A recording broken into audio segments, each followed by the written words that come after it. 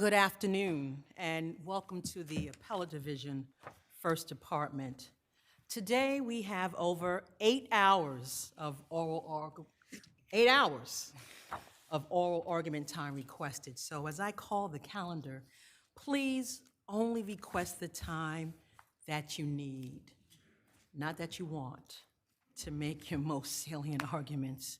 You already know that we've read the briefs and we are very familiar with the issues of your appeals. For those who may be with us here for the first time, the white light on the lectern will go off when you have 2 minutes left, or if you've requested less than 2 minutes, it will go on immediately. When the light turns red, that means your time is up. Certainly, if the panel has more questions past the allotted time, we will keep asking questions and you will have an opportunity to respond. So when I call your case, please rise, tell us who you represent and how much time you are requesting. With that said, People v. Stephanie Rodriguez.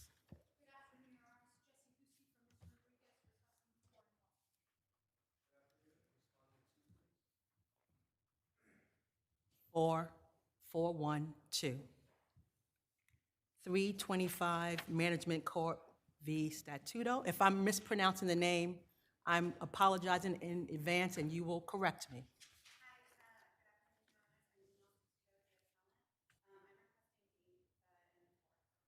All right.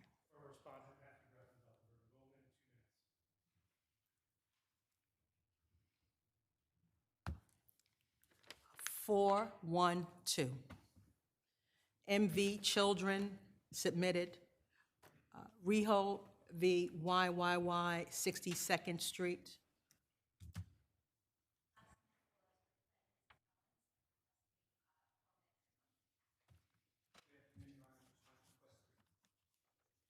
Four, 1-3.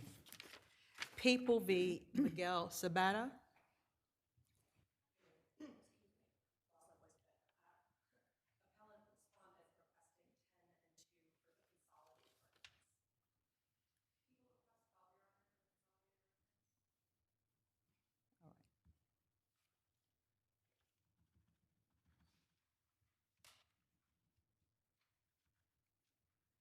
Eight to 10. Pierboom v. Marvel Entertainment. Good afternoon, Your Honor. Stuart Slotnick for appellant, requesting 7 and 3. David Fleischer for the respondent, requesting 8. 525. Forest Equities v. Old Republic. Good afternoon, Your Honor. Scott Ward for the appellant, requesting 5 and 2, please. Good afternoon, Edward Vinson of Fortune Speed, and requesting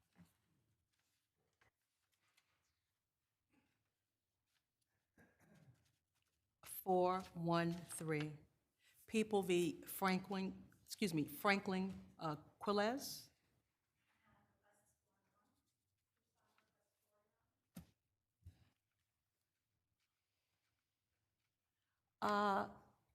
Appellant, I don't recall you filing a reply? Yes. I'll check that. If that's the case, 414, and I'm going to double check. Grub v. City of New York.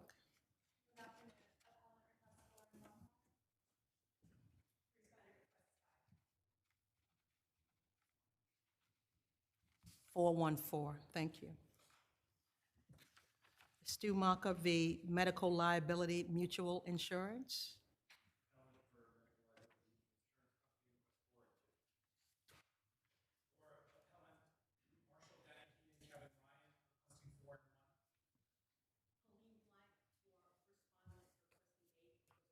I understand. 41418.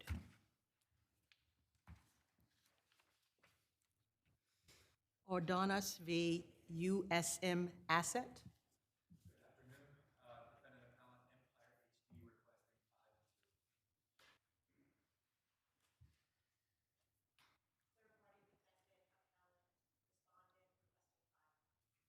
and 2. Mm-hmm. Good afternoon. Plaintiff, respondent, appellant, 4 and 2, Your Honor, please. All right. 4141341. People v. Louis Mendes. Appellant requests 4, Your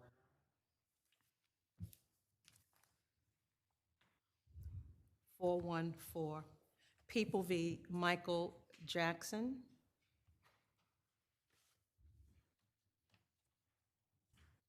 Submitted. Rose Group Park v. Third Church Christ. Appellant requests 7 and 2, Your Honor. Respondent requests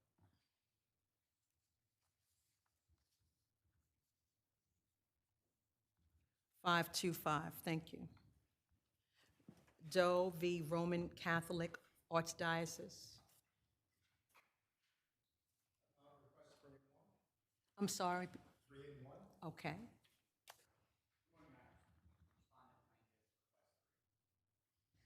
313. Arena Vantage v. Actionable Process.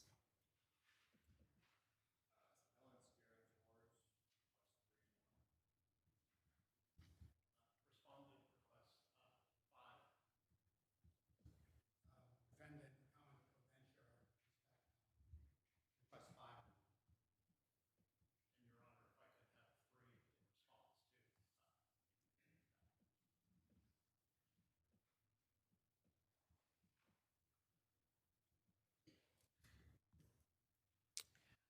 Uh, 31315, thank you.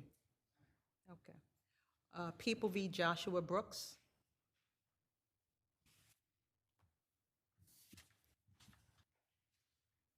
Submitted. Anderson v. Artemis Construction.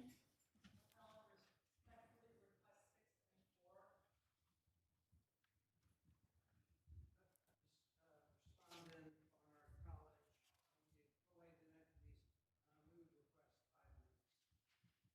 request 5 minutes. Can you speak louder? Okay. Respondent Artemis Construction at 110th Street, request 2 minutes. Respondent City would submit unless the court has any questions.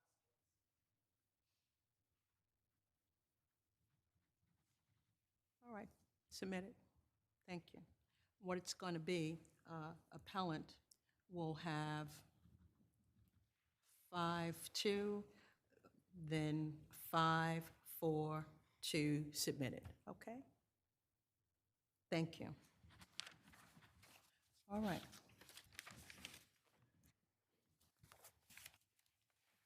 Is he here for a second?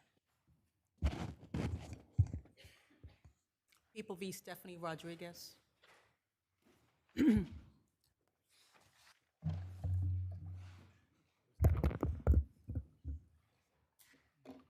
Just give me a moment, thank you.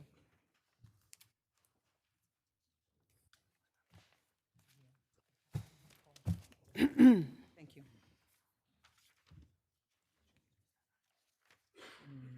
That one. Mhm. Thank you.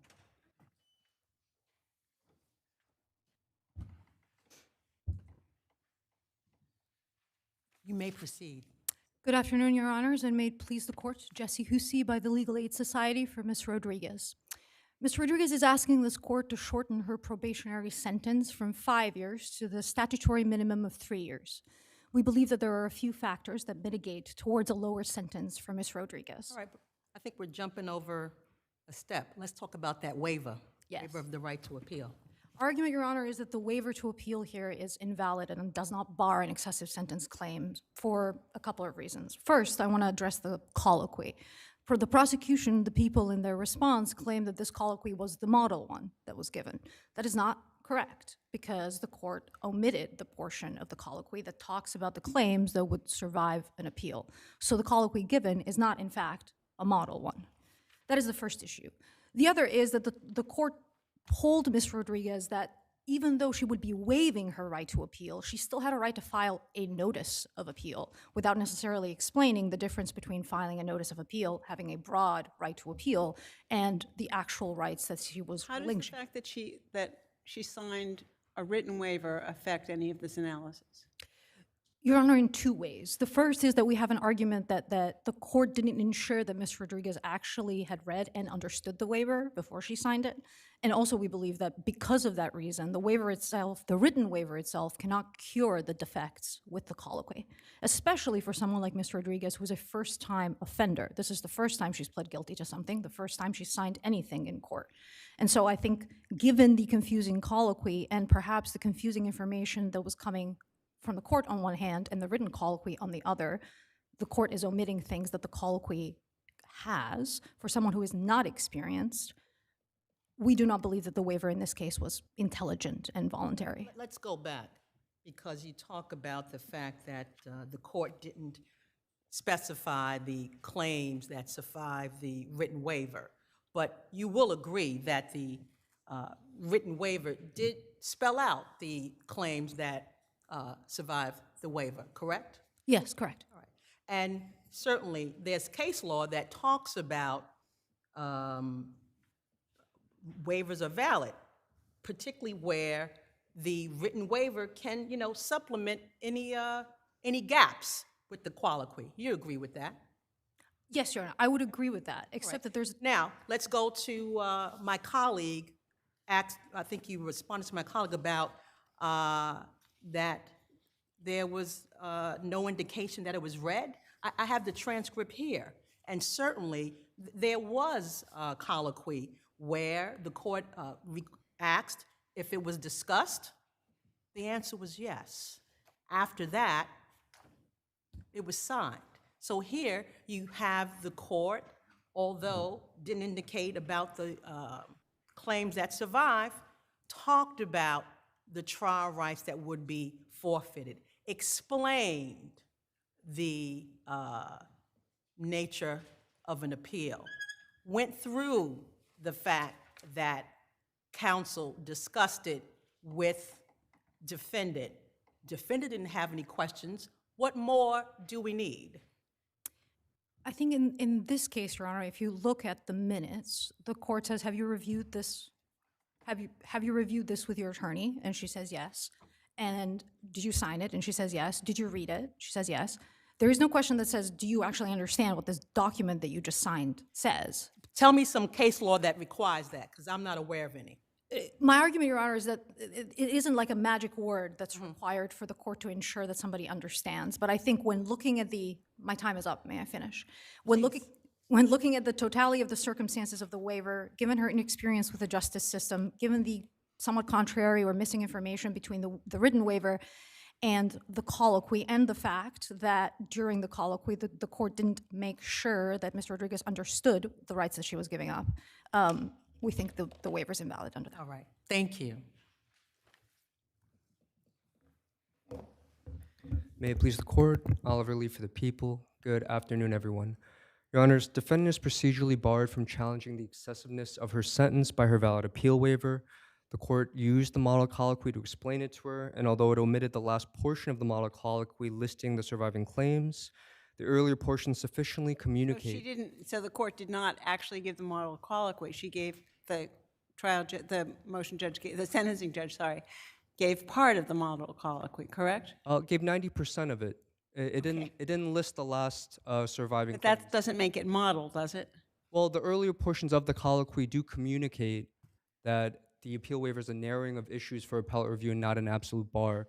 Specifically on page 13 of the plea transcript, the court told defendant, you did not give up your right to take an appeal. And on that same page, the court also clarifies that she only waived appellate review for most claims of error and not all. And as this court has pointed out, If there's any mishap, then the written waiver covers it, correct? yes, Your Honor, and defendant does confirm that counsel explained it to her and she had an opportunity to read it, and the detailed written waiver does list all the surviving claims. Counsel, if we find that the waiver is invalid, is this sentence excessive? No, Your Honor. Really, defendant isn't deserving of any further leniency. She participated in the gang assault from its inception up until the end. The victim, Pastor, needed surgery for his broken orbital bone. And she got 6 months in jail and 5 years probation. 5 years probation, that's it, Your Honor. And it was a substantial reduction from her sentencing exposure that takes into account every single factor that my adversary identifies on appeal. Did the court acknowledge that the defendant, is a mother of 5 children? And That was in the PSR, and I believe that both the people and the court acknowledged reviewing the PSR, Your Honor, so that was before the court at the time. If there are no questions. Thank you.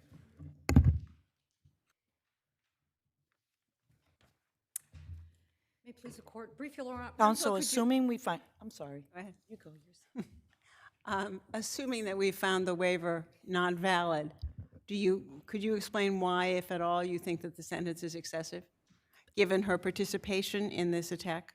And I want to address that directly, Your Honor. I think that the people make a big deal in the brief about not only the harm that has come to the complainant, which we do not deny the harm that Ms. Rodriguez has caused, but I think it's important to note that this was an assault done by, I think, at least 4 people, and Ms. Rodriguez was one of the people who was Caught on video, and wasn't Correct. she saying, cut him, cut him? Your Honor, I'm not disputing her contribution to the injuries in this case. She pled guilty to assault, but she was one of 4 assaulters, and she did not begin or antagonize the complainant. She did not begin the assault. It was her partner of many years, her domestic partner and her husband, who... But despite her participation in this very violent assault, she only got 6 months incarceration. Why should she get less than that?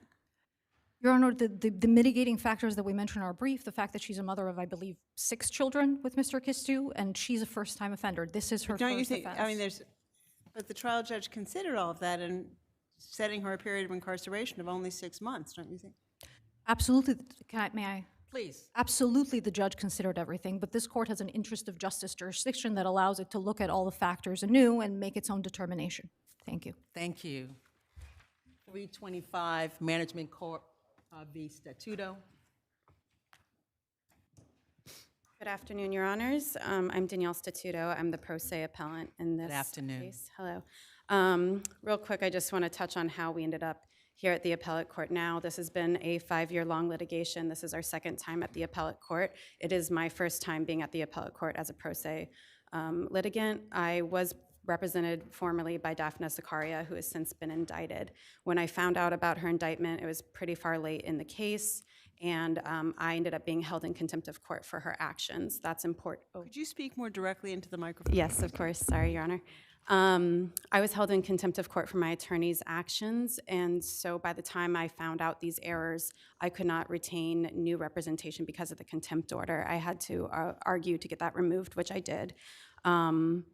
So in that process, now I've filed pro se, and I thought I was correcting the wrongdoings of my counsel. I thought this was simply a misconduct issue, but as I further researched the case and saw how the paperwork was being handled, I realized judicial overreach of the Supreme Court,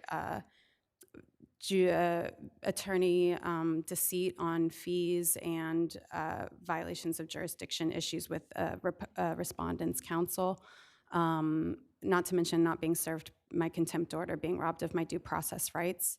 I realized there were some issues with, respectfully, the appellate court's previous decisions. I think when the case was misclassified as an ejectment action, it maybe looked like I was also an owner of the building, or maybe trying to be an owner of the building, because there was an issue of the certificate of occupancy that was brought up. But as a tenant, I have no obligation for a certificate of occupancy. I can't provide that documentation, but I did prove through the multiple dwelling units law, section 301, subsection 1, part B, that an old law tenement building does not need a certificate of occupancy in order to prove or to have occupancy. Therefore, the request about the certificate of occupancy felt respectfully like irrelevant to the case, as you don't need a certificate of occupancy to rent units or to maintain residency in a old law tenement building, which it is an undisputed fact in the case that 325 Broom Street is an old law tenement building.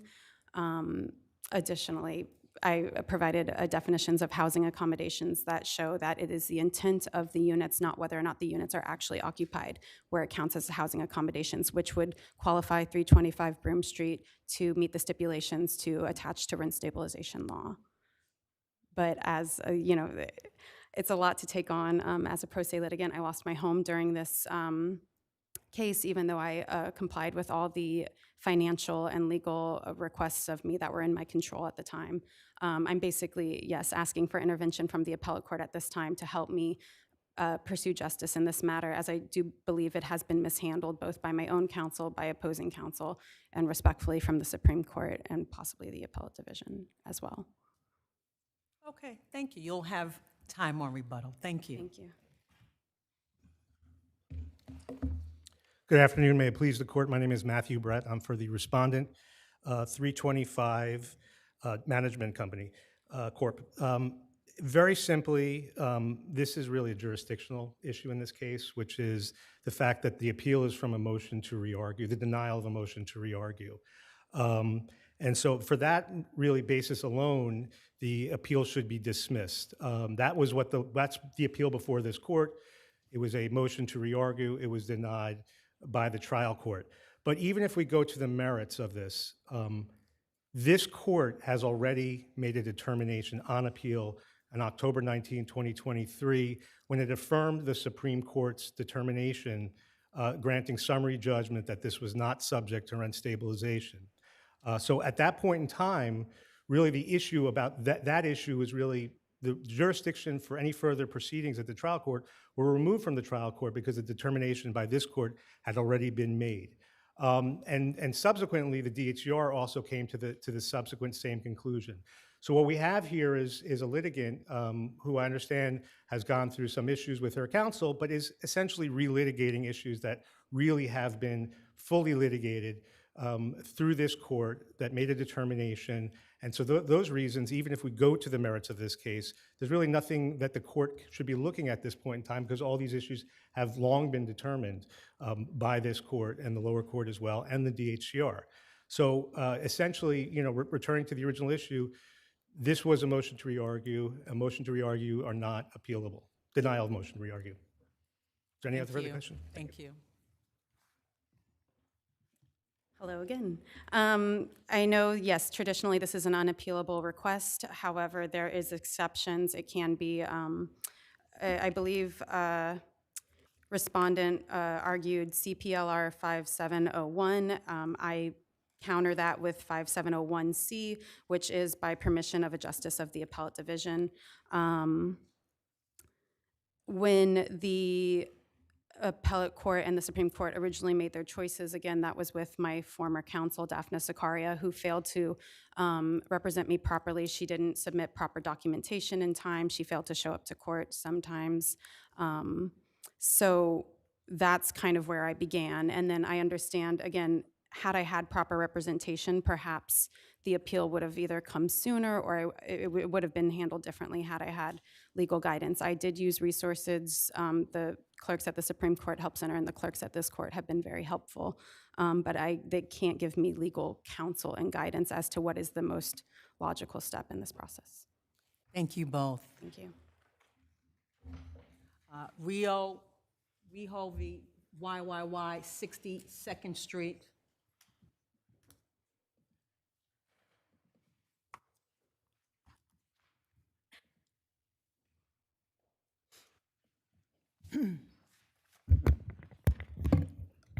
Good afternoon, Your Honor. Samantha Velez for Defendants Appellants YYY 62nd Street, LLC, and Joy Construction Corp.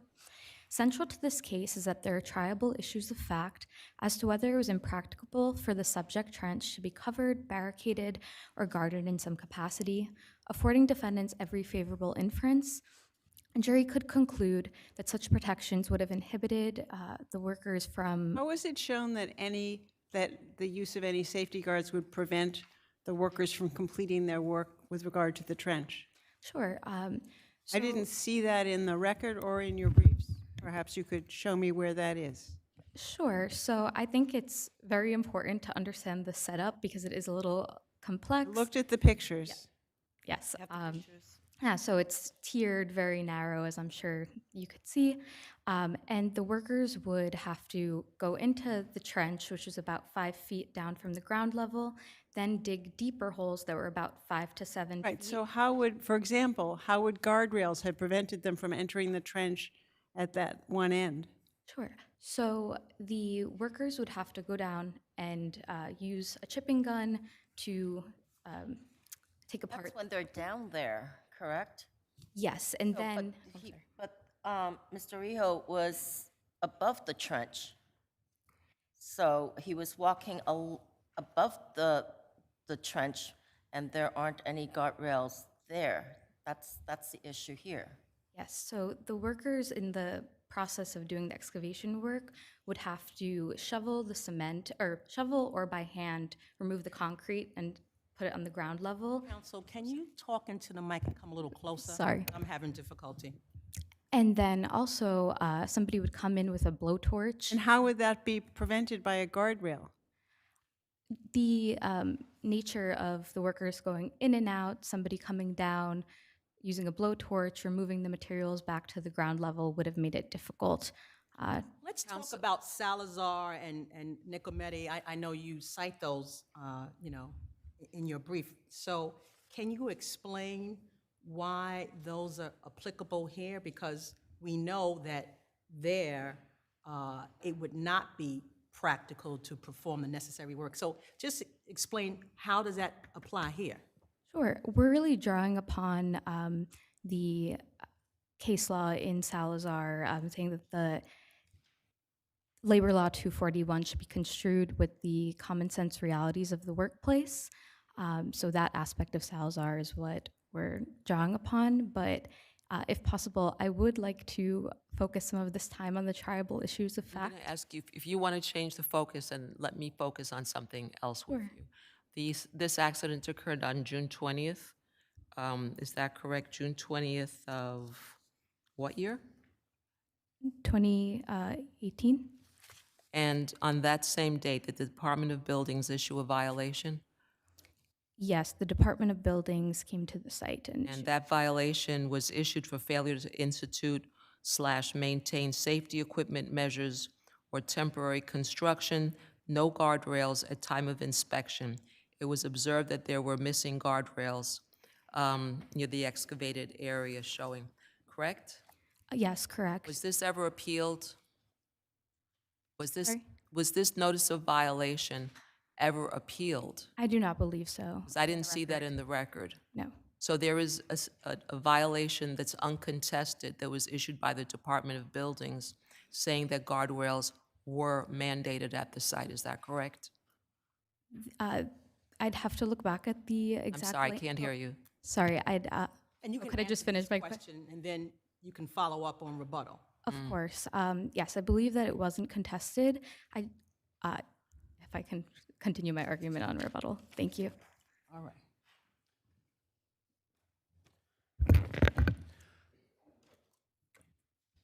Good afternoon, Your Honors. May it please the Court, Jonathan D. Moran for the plaintiff respondent. I think, as has been pointed out. Also, she says they don't need guardrails, even though a violation was issued by the Department of Building, which was resolved, so they must have fixed this somehow. Could guardrails have gone up? Absolutely, Your Honor, and there's no evidence to suggest otherwise. There's no evidence in this record to suggest it would have even been impractical, and even if it had been impractical, that would not be a bar to granting summary judgment on 240 sub 1 to the plaintiff. But there's not even that. There's no indication that this would have been contrary to the work. My question, counsel, just as a follow-up to what I was asking your adversary, is to the extent that a violation was issued by the Department of Buildings on the very same day in 2018 that the accident occurred because there were no guardrails, is that dispositive with respect to 241? I think the fact that there was no guardrail is dispositive of the question as to 240 sub 1. I think it just merely corroborates what plaintiff testified, which is as he's walking past this trench, he slipped on gravel and fell into it, and the DOB report simply reflects the fact that it would have prevented this accident. So in that regard, yes, I would say it's dispositive, but you don't need it in order to grant SJ on 240 sub 1. And answer your just to question. be clear, there was never anything from defendant to indicate that the presence of a guardrail would prevent the plaintiff from moving the materials or being passed to. There was nothing about that. There is not a shred of evidence or testimony in this record anywhere that would suggest that it would have been contrary to the work being performed. And if your honors don't have any other questions, I'll rest on my briefs. Thank you. Thank you very much.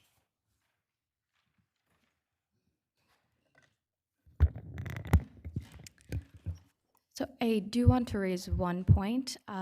There was a wooden guardrail that was 5 to 10 feet away from the trench. How far away from the trench? 5 to 10 feet away, a wooden railing. And what good would that do to prevent someone from falling into the trench? And we... Sorry, I'm really serious, but I'm not being, I'm very serious. How would a guardrail 10 feet away from the trench prevent a worker walking past from falling into the trench? So I'm raising that point just to further our point that there are tribal issues of fact that should go to a fact I don't finder. see what tribal issue of fact is raised by the existence of a guardrail 10 feet away from the trench. Another point is that we believe there's ambiguities as to what work was occurring at the time. There's varying testimony. Sorry, how does the existence of a guardrail 10 feet away raise an issue about that? I don't understand. Just that it's indicative of perhaps the that was the line of demarcation, that it was impracticable beyond that point to complete the work. Okay.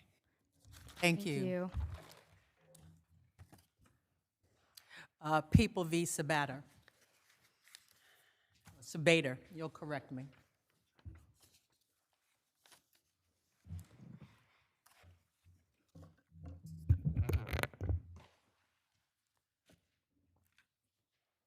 Good afternoon, and may it please the court, and apologies in advance. Alexandra Mitter on behalf of appellant respondent Miguel Sabater. While both parties have raised Erlanger issues in these cross appeals, there are both procedural and substantive reasons that this court should not reach them in this case. First, because this court should reverse Mr. Sabater's conviction as against the weight of the evidence. The only evidence here about substantial pain comes from the complainant, and respondent, the people, have now acknowledged, essentially. This was a bench trial, right? This was a bench trial, yes, Your Honor. And certainly, we defer to the trial judge with respect to credibility. You agree with that? Well, we defer to the fact finder, generally speaking, regardless of whether it's a judge or jury with respect to findings of credibility, but you're not precluded from making your own, and the people have since conceded that part of his testimony was fabricated with respect to the other aspect of the physical injury. Let's talk about what the testimony was. Sure. He testified that... Oh, I'm going to tell you. Oh, I'm going to tell you. Okay. Please. So, 2 weeks in pain, right? Treated with ice, pain, over-the-counter pain medication. And we have also testimony from the defendant that he wanted to cause pain. And I'm paraphrasing. What is deficient about that?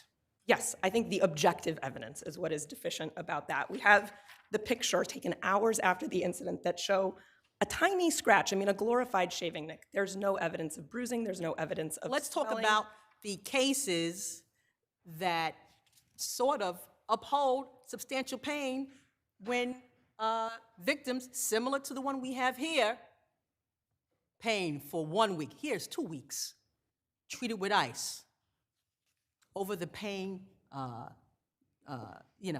over-the-counter pain medication. So why shouldn't we look at those cases? I think there are cases that we cite in our brief that show far more serious pain being found to be against the weight of the evidence. And I think the point is that this is a totality of the circumstances test. It's not just about what the complainant said. It has to be viewed in context. In that totality, don't we have to consider the defendant's testimony that the way he swung at the victim, quote unquote, could do real damage to somebody, close quote, and that he swung it with, quote, all of his might, using, quote, a tremendous amount of force? So those In trying to cause real damage? yeah, the latter.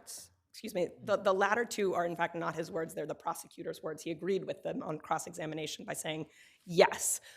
Not to, pick nits here, but I think the point is, could have caused real damage. It's certainly possible that being hit the way the complainant was hit could have caused substantial pain, but we don't criminalize the possibility of harm except as an attempt. This wasn't an attempt conviction. This was a Definition of substantial pain is pretty simple. It has to be more than slight or trivial pain. It does not have to be severe or intense, according to Chittick, right? Yes, Your Honor, but I think looking at the cases that follow Chittick in the appellate division, where this is largely being litigated on a sort of factual basis, we can see that balancing the objective evidence here against the complainant's testimony, which the respondent has now But conceded. counsel, isn't there a distinction between substantial pain and substantial injury, or is there not? There's substantial pain and there's physical injury, impairment of physical condition. Those are both within the umbrella. So here we're talking about substantial physical injury, but especially substantial pain. Correct, and that's in part because the respondent has conceded that the testimony regarding the impairment of physical condition is just not supported by the record, though there was testimony about it. But moving on. Yeah, because there's the Erlinger injury, so let's Yes. talk about that. Yes, please. So this court shouldn't reach the people's Erlinger argument because it's not preserved. Below, they made a strategic litigation choice, and they just don't get to revisit that choice now. They made two arguments below as to why Mr. Sabater should be resentenced as a mandatory persistent. Neither of them that Erlinger was inapplicable. They argued first that Mr. Sabater's waiver of his right to a jury trial sort of carried forward into a waiver of his right to jury fact-finding at sentencing. And second, they argued that the court should impanel a jury to decide that question. The court has since resolved that second argument against the people's position as they concede. The court didn't understand the prosecution to be arguing that Erlinger didn't apply. It ruled on it in a single sentence at page 3 of its decision, and it ruled on it because Mr. Sabater argued it. Under Lombardo, that does not preserve the people's argument. Similarly, under CPL 470.05 sub 2, it has to be made by the party who's claiming error, and that just didn't happen here. Let me ask you this question. Sure. Really, what you're challenging is the tolling provision, right? As requiring jury fact-finding under the Sixth Amendment. Yes, Your Honor. That's the sole challenge. Yes, Your Honor, and we were successful in making that argument below. The whole point is that that issue is the cross-appeal issue on appeal, and respondent did not, appellant in this case, the people did not preserve that argument below. They did exactly what they did and more, which this court, which I know Justice Statudo is on, found did not qualify as preservation. They sort of alerted the judge's attention to the fact that other courts had found Erlinger didn't apply, but they didn't then take that second step, that necessary step, and request a remedy. It's as if I called one of you up and said, people are saying it's a really nice day to take a walk. They've said the weather is perfect. They said they saw really great dogs. And then I didn't say anything after that. Did I ask you to take a walk? Of course not. I just I'm not sure about that because when you look at the record, I mean, there was argument about the case, and the court did make a ruling. Right, but the court made a ruling in response to Mr. Sabater's objection. That's required for preservation. So this is a little different than Moore, because in Moore, there was no discussion at all about the case, at all. Right, but... And you'll agree with that, right? Of course, but respectfully... Okay, but I'm not done. But I'm getting there. I'm getting there.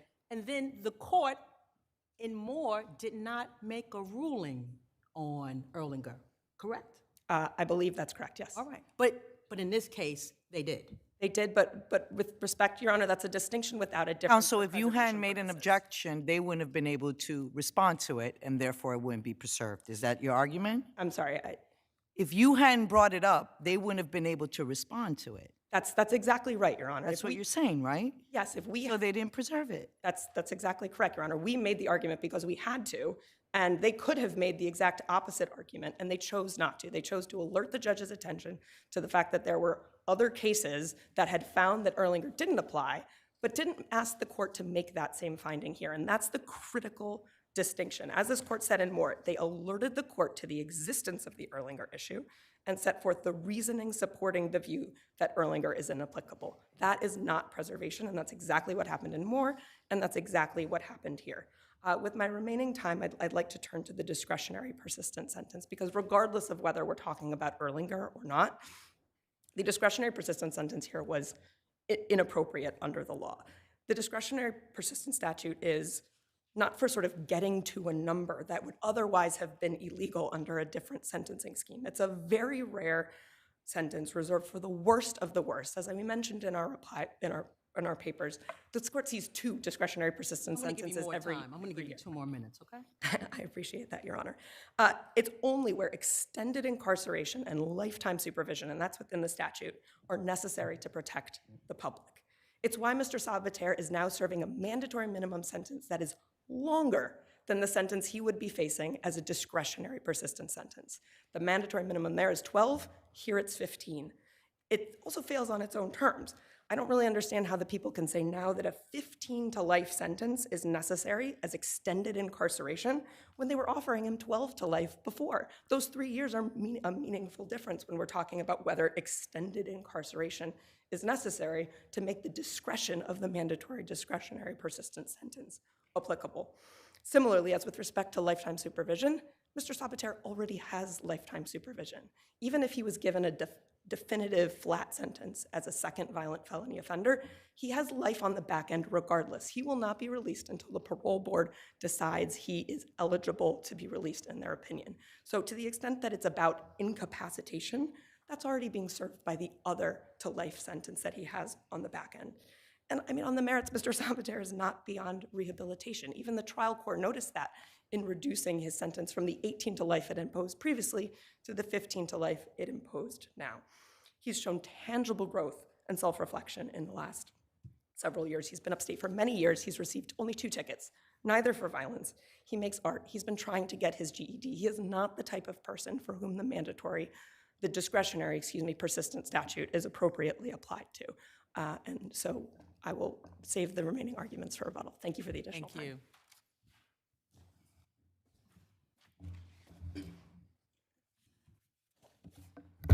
Your Honors, and may it please the court, Anna Notchik for the people. I'd like to start by addressing one of the questions raised by your friend, which is, how did you preserve your Erlanger claim? Well, specifically, Your Honor, I want to highlight the differences between this case and Moore because I think there's 3 key differences here.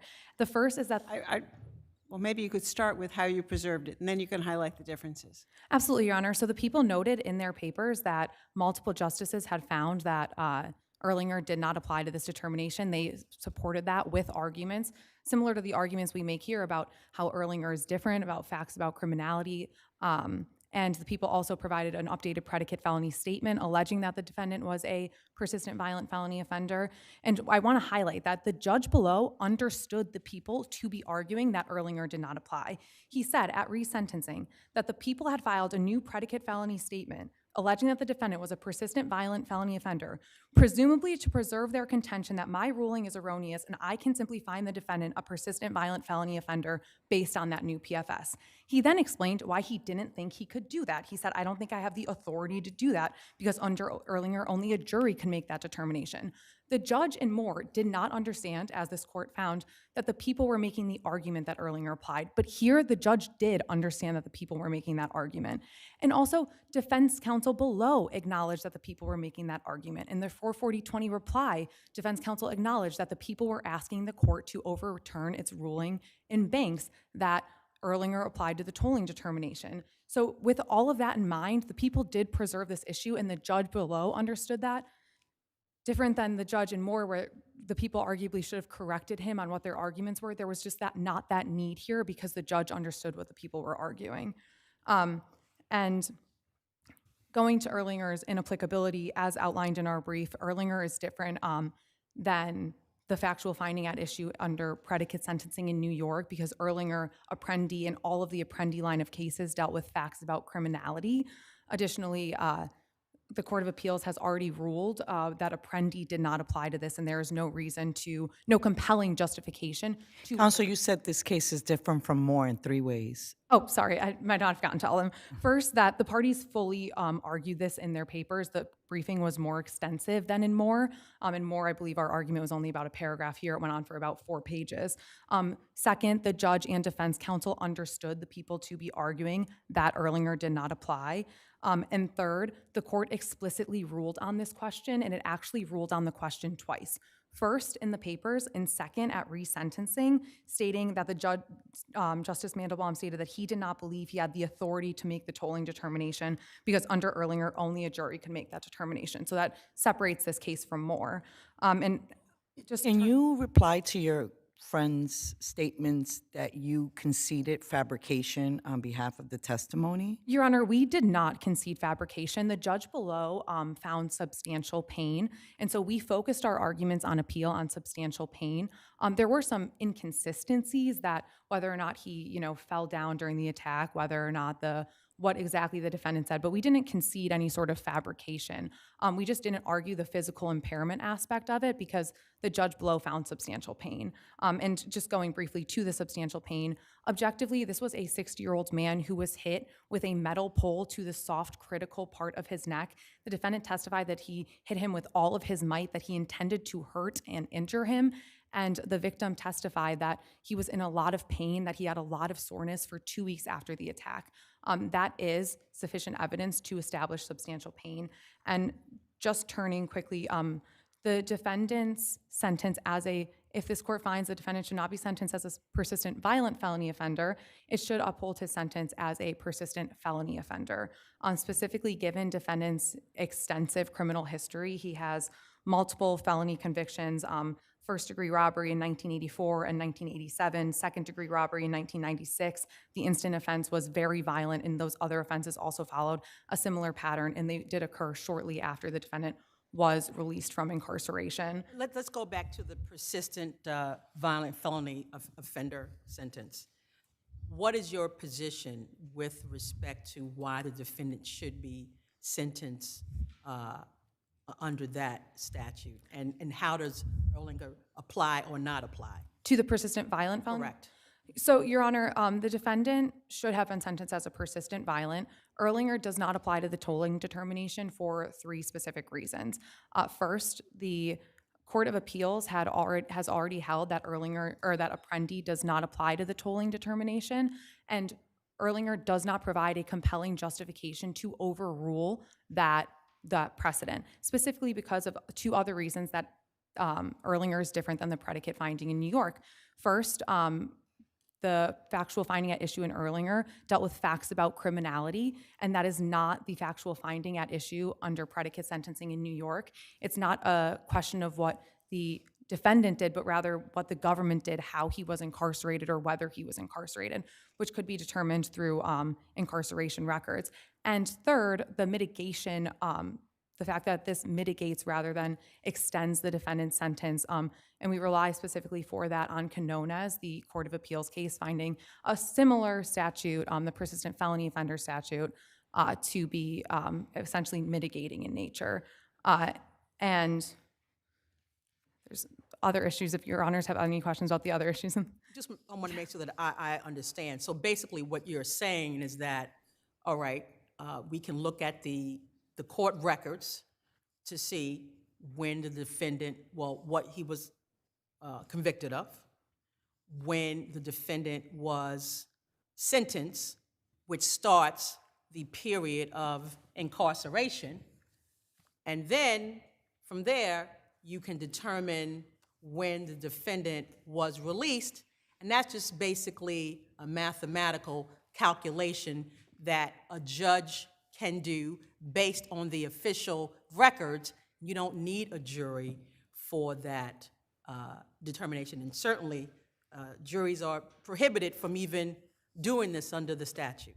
Juries are prohibited from doing it under the statute, but that's exactly our argument, and that's actually what Justice Friedman found in his dissent in Moore after he found that the issue was preserved, that this is essentially a mathematical equation. And Would you characterize it as a ministerial function of the court or ministerial act? yes, Your Honor, it's essentially just it's not a sort of qualitative assessment, it's just a quantitative measure of how long the defendant was incarcerated, and that shows how it's different than the factual finding at issue in Erlinger. So the awful consequences that Justice Friedman suggested in his dissent wouldn't necessarily occur if the legislature then changed the possibility of selecting juries at that time, correct? Yes, Your Honor. I mean, if the legislature chose it could be corrected by state legislation. It could be, but Your Honor, that would mean that until there's anything, people would be illegally sentenced, in our opinion, to illegally low sentences until the legislature stepped in. And if there are no further questions, we ask that you affirm the conviction but reverse for resentencing as a persistent violent felony offender. Thank you.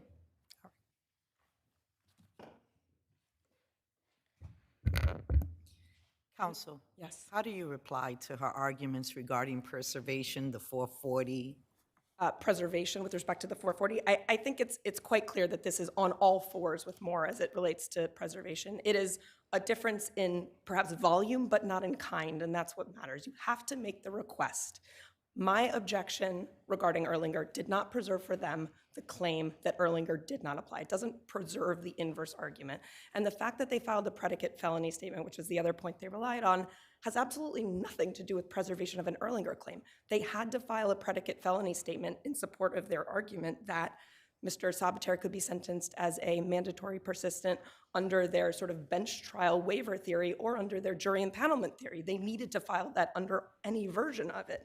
And so that, again, doesn't really speak to it. And so when Judge Mandelbaum said below, I understand you filed this to preserve your argument that what I said was erroneous, he was referring to the arguments they'd actually made, not this theoretical one that they didn't make. And with respect to the merits of the Erlinger claim, whether we're talking about sort of as it relates to a discretionary persistent or a mandatory persistent sentence, I think the argument is really the same, that when the Supreme Court said any fact, they meant what they said, which is that any fact that enhances a sentencing range, whether it's the minimum or the maximum, must be found by a jury. And the argument that respondent or the appellant, I'm not sure which side we're on right now, is making is precisely the argument that Justice Kavanaugh made in his dissent in Erlinger, which is that we should take any fact not to in fact mean any fact, which is exactly what it says, but we should take it in context, and that any fact now only means things that are about prior or present criminality. Justice Kavanaugh said precisely the same thing in Erlinger and lost, which was that previously when we said any fact, from context that must have meant any fact regarding the facts surrounding this instant conviction. The Supreme Court majority in Erlinger said, no, that's not what we meant. We're going to look at something else that happened in the past, because when we said any fact, we meant any fact. Including calculations. Including calculations, including where the defendant was on a particular date and time, which is the question at issue under both tolling and under the discretionary persistent sentence, which asks about imprisonment. Why can't a judge do this as opposed to a jury? Because looking at Justice Friedman's dissent and more. Because the Sixth Amendment prohibits it, is the short answer, and certainly the If Erlinger applies to this category. Correct. If Erlinger applies, the Sixth Amendment prohibits it, and the Sixth Amendment sort of is one of the most carefully guarded rights that we have in this nation. And I think the Supreme Court in Erlinger spends a really long time going into the history of the Sixth Amendment and the sort of dearness that we hold to the jury right, as opposed to the judicial fact-finding, which would be required and prohibited by the Sixth Amendment under Erlinger.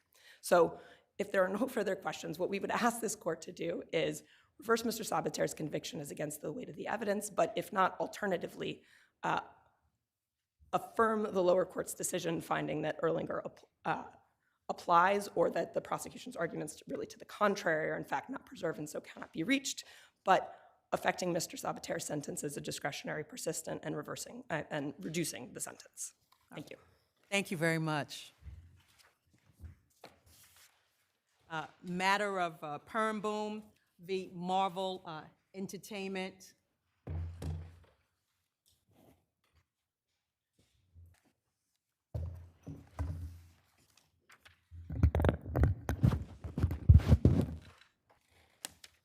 May it please the court, I'm Stuart Slotnick, representing appellant Harold Pierboom.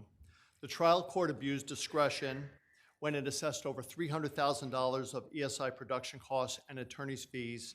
Those fees against appellant should have, and they were rightly, the costs and fees of the respondent's CEO in a personal matter, a Florida litigation between the CEO and the appellant.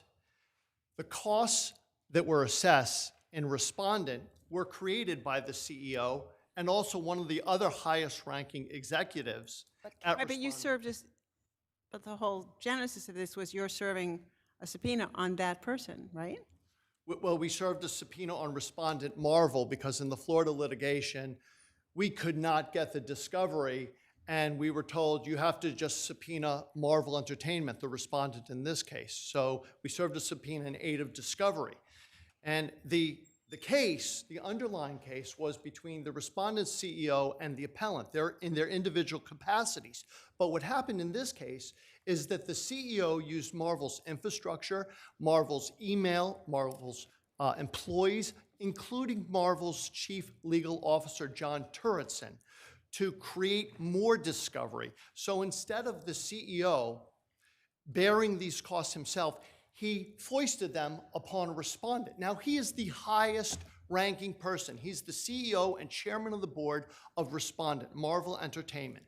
And what happened during the course of this is that he created discovery that proved at least part of the claims were accurate that my client brought in the Florida litigation. But didn't the federal court in Florida just find the one that Mr. Perlmutter admitted to, that was the only one, only publication that was made, and that involved Marvel?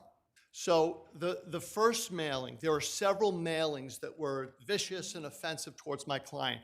We only were able to find proof of the first mailing that respondent's CEO was involved in using Marvel's assets. The rest we weren't able to prove. There was issues with discovery. The case was dismissed, and it's subject to appeal, and that appeal is not yet ripe. You know, I know that you are saying that, is it Mr. Turretson, is that how you pronounce the name? The chief legal officer, Okay. yes. You know, certainly that he was acting in his capacity as in-house counsel, but it seems that he has a role as independent advisor, and that is what he was doing in this case. Your Honor, that's what he said in a self-serving affidavit. The court but credited that. If you look at his words, and I think it was an abusive. I want to get right to the chase. You know, this is a private dispute, involving two very wealthy individuals. What's the public interest here? Thank you, Your Honor. The public interest is that if Your Honor upholds this trial court's decision, it will send a message and create a roadmap for executives at a company to then say, I'm in a litigation, I'm going to have my staff, I'm going to put it in my corporate email, and now it's pay to play. If you want to get the discovery, the CEO or the executive can say, I don't have it, it's not under my possession, custody, and control. Now you have to subpoena a non-party, but this really wasn't a non-party in the traditional sense, and then you have to spend tremendous money when all of these counsel, costs. who was subpoenaed? Who was subpoenaed? The law firm? Marvel was subpoenaed. Marvel, the responsible Marvel was- Entertainment. The CEO was the CEO of Marvel. Right. And But Marvel's a non-party. Marvel is a technical non-party, but what happened No, was- but let's not go to the but, counsel. So New York law says that the reasonable production expenses of a non-party witness shall be defrayed. Mandamus language, right? By the party seeking discovery, and that's in the CPLR. How do you get around the fact that Marvel Entertainment was a non-party? Well, one of the ways Your Honors can get around that is it's reasonable. It's not. No, not reasonable. They're not named as a party. Well, it has to be reasonable, and in this case, respectfully. No, counsel, the word reasonable is used in the language, the reasonable production expenses. So the issue is not reasonable to find this entity a party or not a non-party, but whether the expenses are reasonable. And may I respond to that, Your may.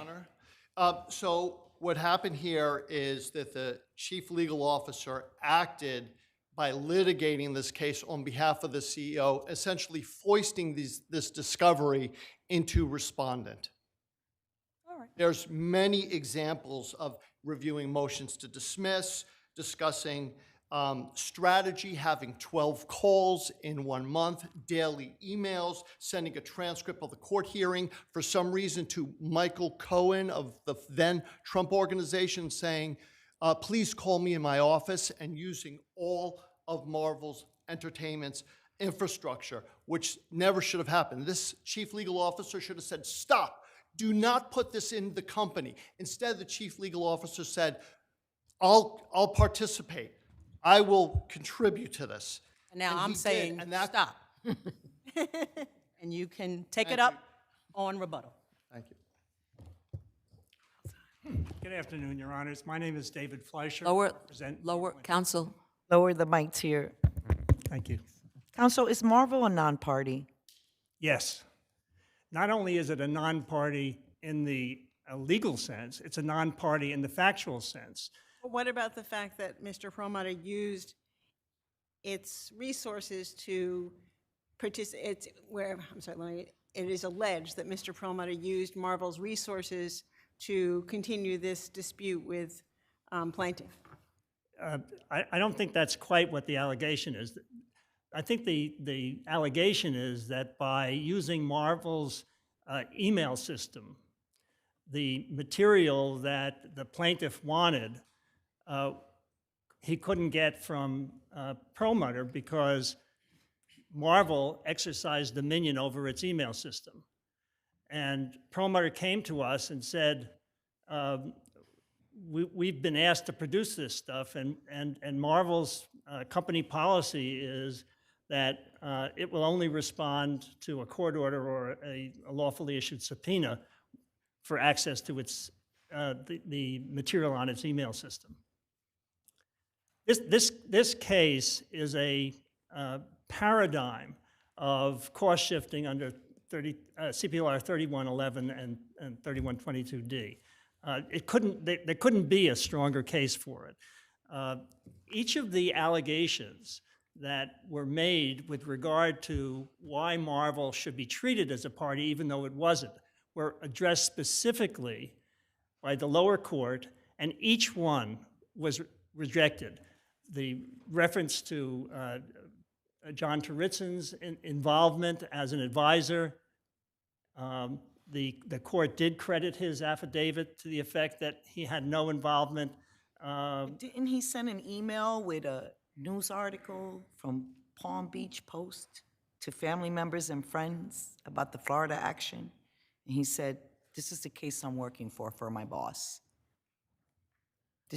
I don't, frankly, Judge, I don't remember that, but it's okay. This case went on for years. But and that's the not, fact that, but counsel, there were an occasional... Counsel, the length of it, it really isn't the issue. I mean, your adversary says, if we rule in your favor, then we create all kinds of consequences going forward with respect to how parties can dip into resources, you know, that really shouldn't be available unless they're seen as their own resources. So here we have a community center. What is it? A community tennis center, and its operation. That's at the crux of this. And that's the absurd truth, Your Honor. And my question is, what does Marvel Entertainment have to do with a community center? It has absolutely nothing to do with the community center. To address the question you posed about counsel's argument, there is already an incentive for employees not to use their employers' email systems for personal business. In this case, is a great example of it, because all kinds of stuff was accessible to Mr. Perlmutter's superiors at Disney as a result of having access, you know, to those emails that he was using for his private purposes. Marvel permitted its employees to use their email system, but it did not allow its employees to exercise dominion over them. And in this case, there's already a terrific incentive for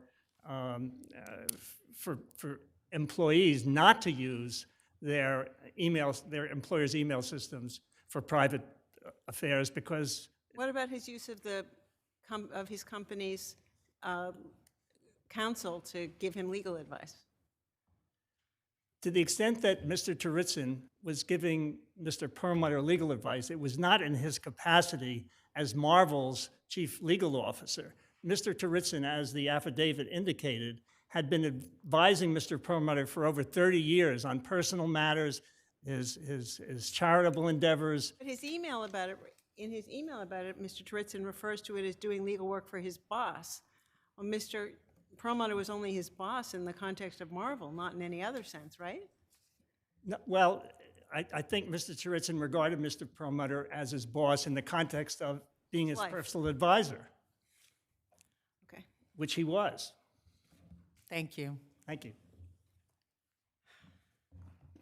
To pick up on the court's questions about, didn't he say my boss on page 1956 of the record? We got it. He did say that, but also the CEO, when questioned at his deposition, said, who is John Turritson? And he said, he's a corporate attorney at Marvel. He did not say he's my personal advisor. He did not say he does work for me on the side. He said he's a corporate attorney at Marvel. That wasn't an untrue statement, right?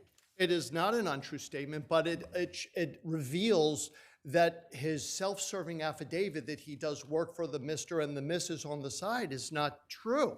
I just have to say, I don't think that using self-serving before affidavit gets you anywhere because all affidavits are self-serving, right? Yes, Your Honor, but we could also look at the bigger picture, which is that of the roles that he played in this Florida litigation. Counsel said it's absurd that this is involved here. It was absurd that the CEO sent a mailing to all the friends and peers and neighbors about my client. Oh, I think you have to stop there. Didn't the Florida court find otherwise and say that there was no evidence that the plaintiff conceded that he has no evidence linking Mr. Perlmutter to anything other than the 2011 mailing, which he concedes, and that the hate mail, which was heinous, I mean, was horrible, was sent by David Smith, a Canadian national, and the plaintiff's former employee, and someone named Thomas Thorney. So how come you're saying that all of that mail was sent? I'm not saying all of the mail, Your Honor. I'm saying that first mail, One. which the first mailing is the only one that evidence was established for. The discovery is not completed as to David Smith. He invoked the Fifth Amendment. There is no proof that he had anything to do with I it. have a question for you. Just Yes, please Your Honor. tell me again, why is it inappropriate to do the cost shifting when your client is seeking the documents against a non-party that has nothing to do with this personal dispute in Florida? If you look at the policy reasons behind it, it creates a roadmap for executives to place discovery that is rightly theirs to produce and pay for in their companies, and then say, I don't have possession, custody, and control of it. It never should have been in Marvel's custody and control in their four walls. As a matter of fact, my client's name, Pierboom, in the ESI, there were over 1,200 hits. The name Pierboom never should have appeared in Marvel's server. And Perlmutter, the CEO, and Turritson, the chief legal officer, by litigating this case, inserted it into Marvel, working as the chief legal officer for the CEO, causing these expenses to be tremendous. And also, there is no authority that says that the CPLR under 3111 and 3122D permits attorney's fees, Barron's Media, refers to the commercial division rule. This is not a commercial division case. And additionally, 94% of all the production costs and attorney's fees were assessed to my client. And in light of why the costs were so high, that was an abuse of discretion. Thank you. This is in the commercial division. Yes. This case was not in the commercial division. Yes, it is. All right, well, we're done. And we're calling number 8. Thank you. Forest Equities v. Old Republic.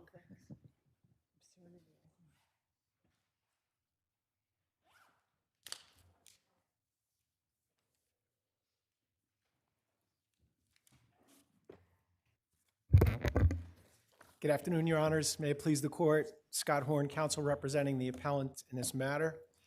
It's our contention, Your Honors, that the trial court erred in dismissing the complaint and affording the plaintiff no recovery on any of his claims under the title insurance policy issued by defendant. As Your Honors are aware, the claims arise out of a purchase of a building that was uninhabitable after a gas explosion and was the subject I have a of city question vacate about orders. how much experience with insurance or insurance law plaintiff's counsel had at the time they undertook this fairly complicated transaction, complicated and also speculative transaction about how to develop real estate.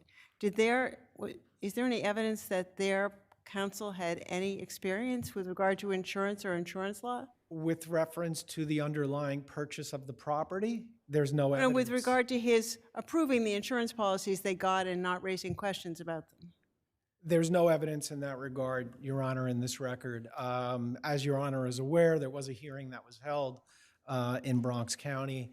The focus at that hearing was properly, in my opinion, placed upon the terms that were used by the parties in the title insurance policy, and in particular, the omissions that were put into place after extensive negotiation and discussions between the plaintiff and the underwriter, the defendant. And I think that when you look at the totality and the mass and the content of those negotiations and discussions leading up to the closing, it's clear that the underwriter was fully aware of the fact that A, they had already assumed responsibility for claims arising under the vacate order.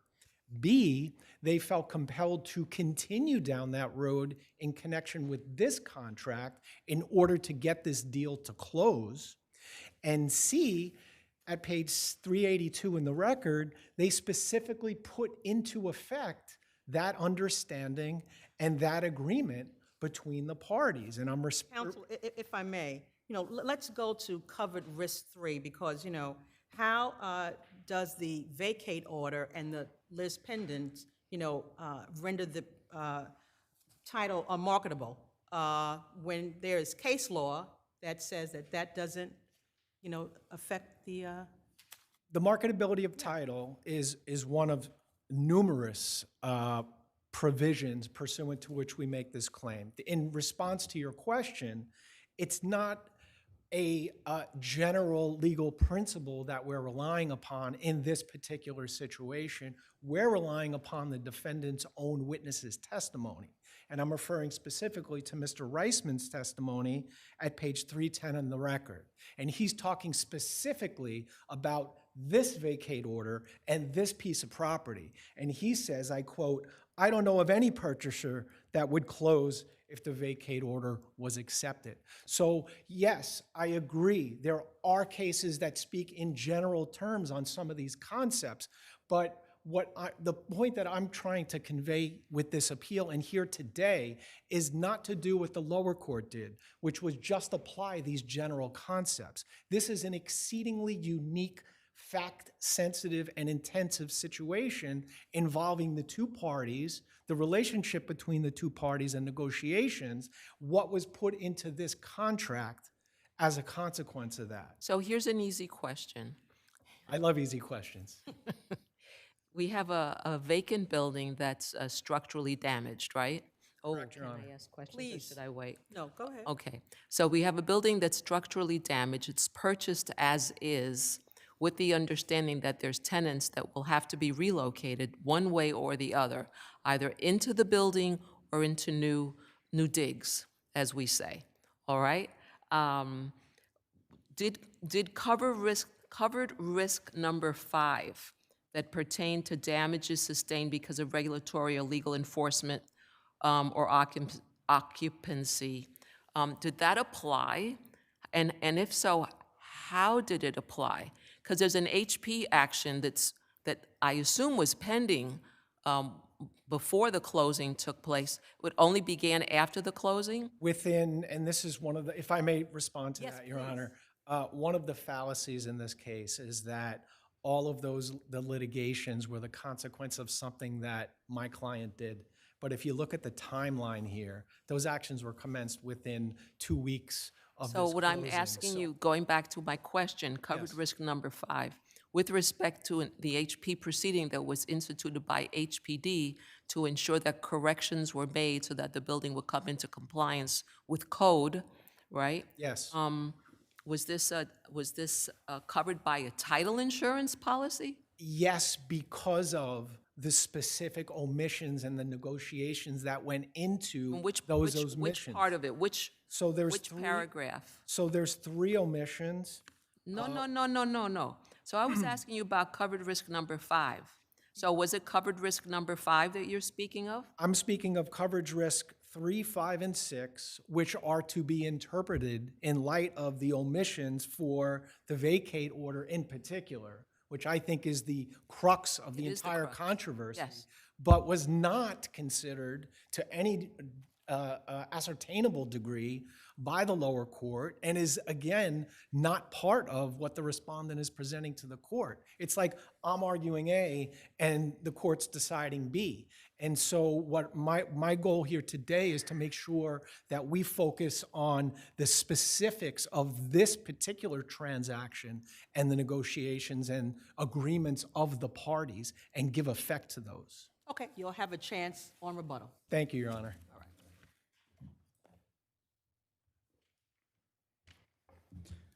Good afternoon, Your Honor. Edward Vincent with Portugal and Spina. At the time of this closing, there were no liens or encumbrances or defects in title that were existing at that time. Everything that occurred, Sorry, I'm not understanding you. At the time of this closing, there were no defects or liens or encumbrances on the title. there were no defects or liens. There was an explosion that sunk the center of the building. Correct, but that is not a title issue. That is a condition of the property. Correct, right? but you said there were no defects. Sorry, when I'm referring to, I'm referring to title, right? That's what this case is about. It's about title insurance, right? Everything involving the condition of the property, right? The HPD lawsuit and the 7A administrator proceeding that occurred after the closing, those were because of the condition of the property. They didn't stem from the vacate order. The vacate order stemmed from the condition of the property, just like those lawsuits did. They stem from the condition of the property. They were brought against the plaintiffs because the condition of the property. The tenants brought the 7A proceeding to cure those conditions, and HPD brought the lawsuit to compel them to cure the conditions as well. Counsel, given the conditions in the building and the nature of the claims that plaintiff made to your company, is there some other form of insurance that would have better provided them the coverage that they wanted other than title insurance? Or in addition to title? I mean, they phrased it all in terms of title insurance, but it wasn't obvious to me that title insurance was the right place to be headed for, given the nature of their claims for coverage. And if I can piggyback on that before you answer. Okay. For me, one of the questions that was raised is, are we talking about title insurance or regular old insurance as to what happens, what kind of coverage you get if a calamity occurs after you sign the policy? That would generally be liability insurance, I would think, but I'm not an expert in that field. Right. My area of expertise is generally in the title insurance field, and what I can say is that vacate order and the conditions of the property are not covered by the title, right? I'm not, right? The idea is But that what they might have been covered by is not your field. they might have been covered by a different policy. I'm not sure, frankly, Your Honors. I apologize on that front. But what I can say is they knew about this, right? The testimony and the evidence is very clear that not only did they know about the vacate order, they knew about the lis pendens. It was in the title search. Everybody knew about that. They knew that there were tenants that were relocated from the property, and they might return. So what about covered risk number 5? Covered risk number 5. Well, first of all, the exceptions of the policy are the key things here, not so much the covered risk, right? The exceptions, because this is an issue that were assumed. So we can break it down. If we go by the relocation lien and relocation charges. At the time of the closing, there was no lien, only charges, right? Those are not defects on title. At that time, they're post-policy. The lien came on after the closing. It is not covered. If you go by the lawsuits, the HPD and the 7A proceeding, same thing. They are post-policy, and they do not pertain to the title of the property in any way. And they didn't stem from the only thing that was pre-existing and older public had agreed to say that they were responsible for the vacate order, right? They agreed that they would be responsible for the vacate order. conceded that, But yes. what is a vacate order? It is not a lien. It is not an encumbrance. There's nothing, and everything that stemmed from that afterwards, the only thing that would have stemmed from that is the relocation lien. But what you do have is they accepted a $22,500 credit at the closing, right? The appellants accepted that in order to take the title to the property subject to these relocation charges. I don't think they expected to be sued right after the deed was recorded on October 25th. I mean, they recorded the deed on October 9th. But that's not why they were sued. Credit from the, wasn't They were sued because they hadn't fixed things in the building. They just recorded the deed on October 8th. Yes, but the relocation lien is completely separate from that HPD lawsuit. That HPD lawsuit has absolutely nothing to do with the relocation lien. The relocation lien is based upon the relocation expenses that the HPD has incurred to relocate the tenants, right? The lawsuit is based upon their failure to cure those conditions so that the tenants could not return. But when were they supposed to cure it? If they recorded the deed on October 9th and HPD filed their case on October 25th? But that's exactly the point, right? They took this property knowing about these as issues. is. As is. They took it as is. There was more than 100 Department of Buildings violations at the time. This doesn't feel right, counsel. They are sophisticated investors. They knew exactly what they were doing. Sophisticated parties, I got you. They knew exactly what they were doing. They took this property with knowing that it needed to be fixed up, and then they just sat there and did absolutely nothing about it, right?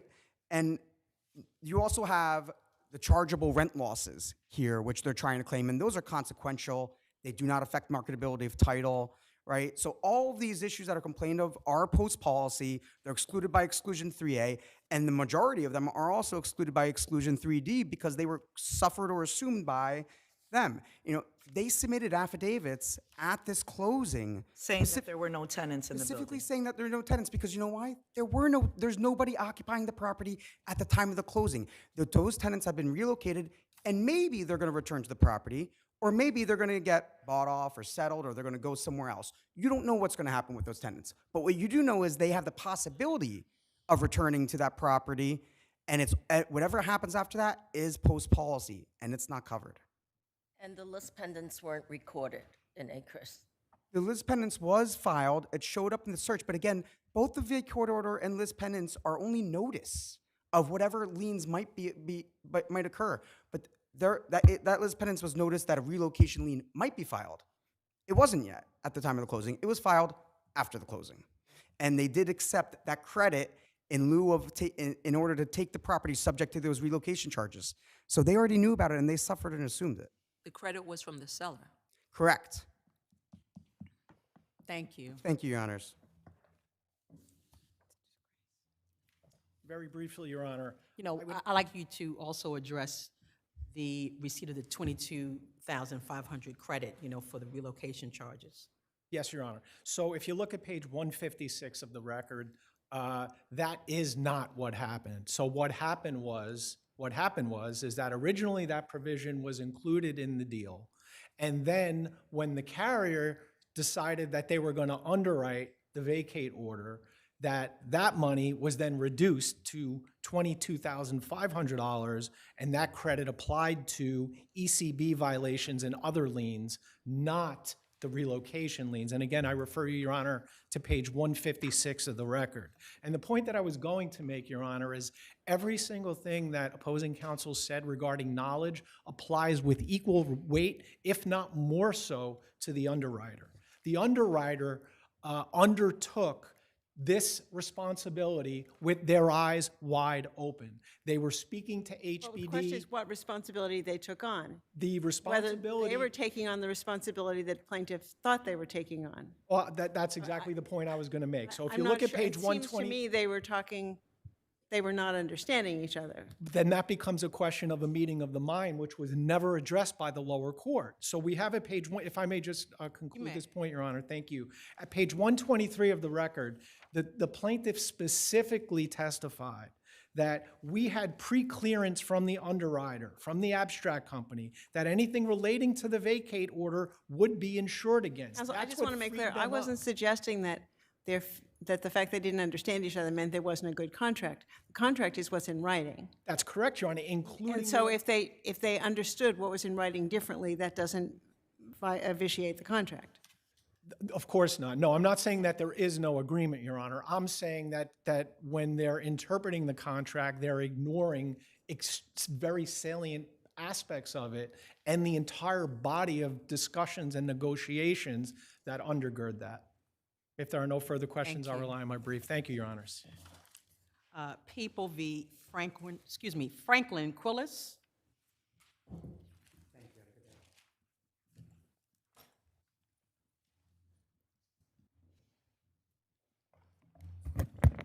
Good afternoon, Your Honors. May it please the Court, Desiree Sheridan for Appellant Franklin Quillis. I really wanted to focus basically on the reviewability of Mr. Quillis' claims, specifically his speedy trial claim. And I wanted to focus on the fact that that claim was neither forfeited. Let's go back to the waiver of appeal. Let's start there. Okay, we'll start with the waiver. Okay, so the waiver in this situation was not knowing, intelligent, and voluntary. I would point out that the only explanation of the waiver that the court gave him, which by the way followed right on the heels of talking about the plea, so there was really no emphasis about the distinction between waiving your right to appeal and pleading guilty. But in any event, the waiver, the court stated to him that had he gone to trial and been convicted, then he would have been able to, I think they said, appeal, he could have appealed any errors that were made. No, because the court said there are certain rights you never waive. That's the right to challenge, to make a constitutional speedy trial challenge, the right to challenge your competence to stand trial, the right to challenge the voluntariness of which you waive your right to appeal, the right to challenge the legality of any sentence that is ultimately imposed. So how come you're saying that those rights that remained weren't addressed? Well, because when he first agreed to the waiver, when they first had him sign the written waiver, that was the extent of what the court had said to him. So the court went through the, like doing the plea, and then they went to the appeal waiver. So you know we've addressed that issue many, many times, and we've said that the fact that the waiver is signed before the colloquy takes place is not dispositive, right? Correct, but I would say, how can somebody knowing an intelligently involuntary waive a right that they're not familiar with? And if he doesn't receive the explanation of that waiver until after he's already signed it, then how can that signature be considered knowing, intelligent, and voluntary? Counsel, your time is almost up. I want to hear your arguments on 3030. And so then just briefly going to the 3036 issue, I'm just going to start out by saying if this court's inclined to find that his speedy trial claim was forfeited by his plea, I would ask you then to hold this case in abeyance because this very exact issue is in front of the Court of Appeals in People versus Nantan, which is dealing with that. Tell me that last name again. Oh, I'm sorry, People versus Nantan. It's in my reply brief.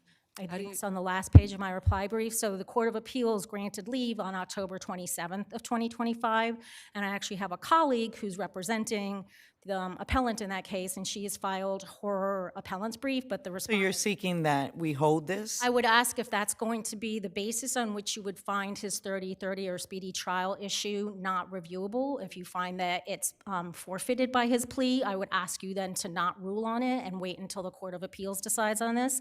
But I would say that I think that 3030 subdivision 6 does not preclude review of his speedy trial claim because, contrary to your more recent cases, previously in People versus Acosta and People versus Person, in those decisions you did say, oh, well, now, speedy trial is reviewable for people who pled guilty because of 3036. And it wasn't until your more recent cases that you held otherwise. Counsel, I'm sorry to interrupt you. It's in my nature as a judge. Okay.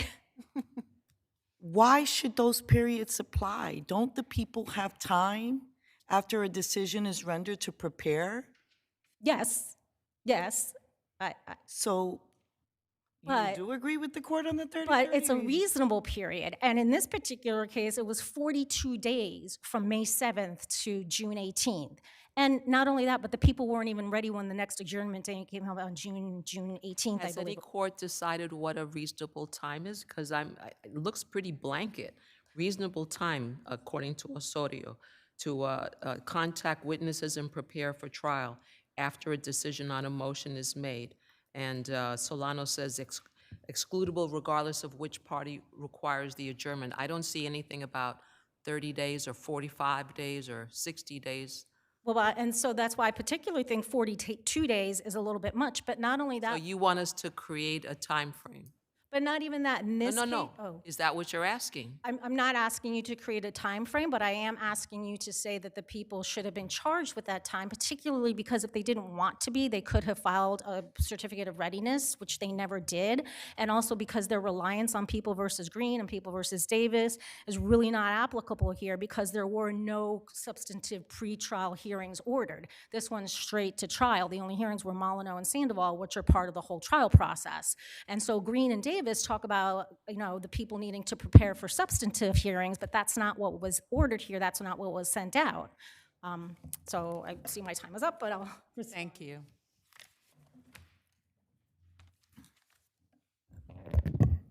Good afternoon, and may it please the court, Catherine Murata for the people.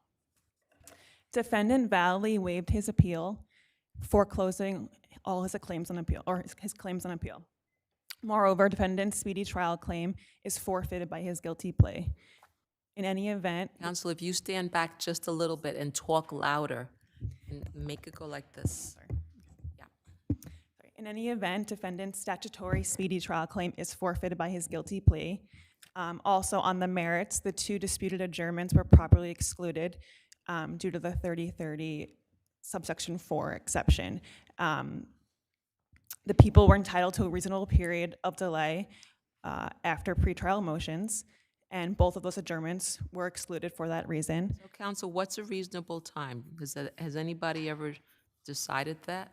No, this court has not decided a specific, calculation what is reasonable, but here there's only— Wouldn't it have to depend on the complexity of the trial? I don't believe so, Your Honor. I mean, this court has held upwards of close to 90 days as being reasonable. Here, it's only 42 days and 24 days. So I believe that's a reasonable time to contact witnesses and prepare for a trial here. And just to address counsel's notion that no suppression hearings were even ordered, but this court's holding is not grounded solely in the fact that people need time to prepare for hearings. It's also, they're not expected to be perpetually ready on the date the motion is decided. They need time to contact witnesses and to kind of transition into a trial posture. So they need a reasonable time of delay following pretrial motions. Again, I can address the sentence portion of the argument. Here, defendant's sentence was fair and appropriate, given several reasons. His crime was very egregious. He repeatedly violated an order of protection against the mother of his children, physically attacking her on a daily basis over the span of about 5 months. On one occasion, he threw her down 4 flights of stairs, and her injuries required hospitalization. Counsel, we would only review that if we found that the waiver was invalid, correct? Yes, correct. Here, defendant did validly waive his right to appeal. There's no way that defendant did not understand the waiver of appeal in this case. The court gave him ample time with his attorney to discuss the waiver of appeal. In fact, initially, the court asked defense counsel if he had reviewed the written waiver with defendant, and counsel said no, and the judge said, okay, take all the time you need, review the waiver with your client, and let me know when you're finished, and then we'll proceed, which is— You know what, finish that sentence, and I have a question for you. Finish that You can sentence. go, I finished. Is this the first time that the defendant has been before the criminal justice system? No, in fact, that also lends in favor of how defendant understood the waiver of appeal in this case. The instant offense was his 8th conviction in New York State. All his convictions were by guilty plea. In fact, he pleaded guilty last year, or the year before the instant offense, and waived his appeal in that case. So his criminal history, shows that he was a knowledgeable defendant. Also, the record establishes he had asked the court if his crimes were non-violent, shows that he has some awareness and knowledge of the the criminal justice system. Also, and importantly too, the leniency of his plea offer also shows that him waiving his right to appeal was knowingly entered. Here, he was originally charged with assault in the second degree, a class D violent felony. If he was convicted of that offense, he would have been sentenced as a mandatory persistent violent felony with a minimum of 12 years to life, with lifetime parole supervision. Here, by pleading guilty and waiving his right to appeal, he was able to plead down to attempted assault in the second degree and received only 2 to 4 years on that offense. So that also shows that he validly waived his right to appeal. If there are no further questions, we ask that you affirm. Thank you. Thank you. So I just wanted to briefly address the prior appeal that Mr. Quillis had. I mean, he may have had prior convictions, but there's no indication whether or not he waived his right to appeal in those cases. In the one case that counsel does mention from last year, in fact, that case, the appeal waiver was not found to be valid because this court actually reached the sentencing issue in that particular case. So I don't think that you can impute whatever happened in that case to this case because that appeal waiver was not found to be valid. And again, I would say that this case is not unlike People versus Brathwaite because the court did tell him that, had he gone to trial and been convicted, he would have been able to appeal these errors.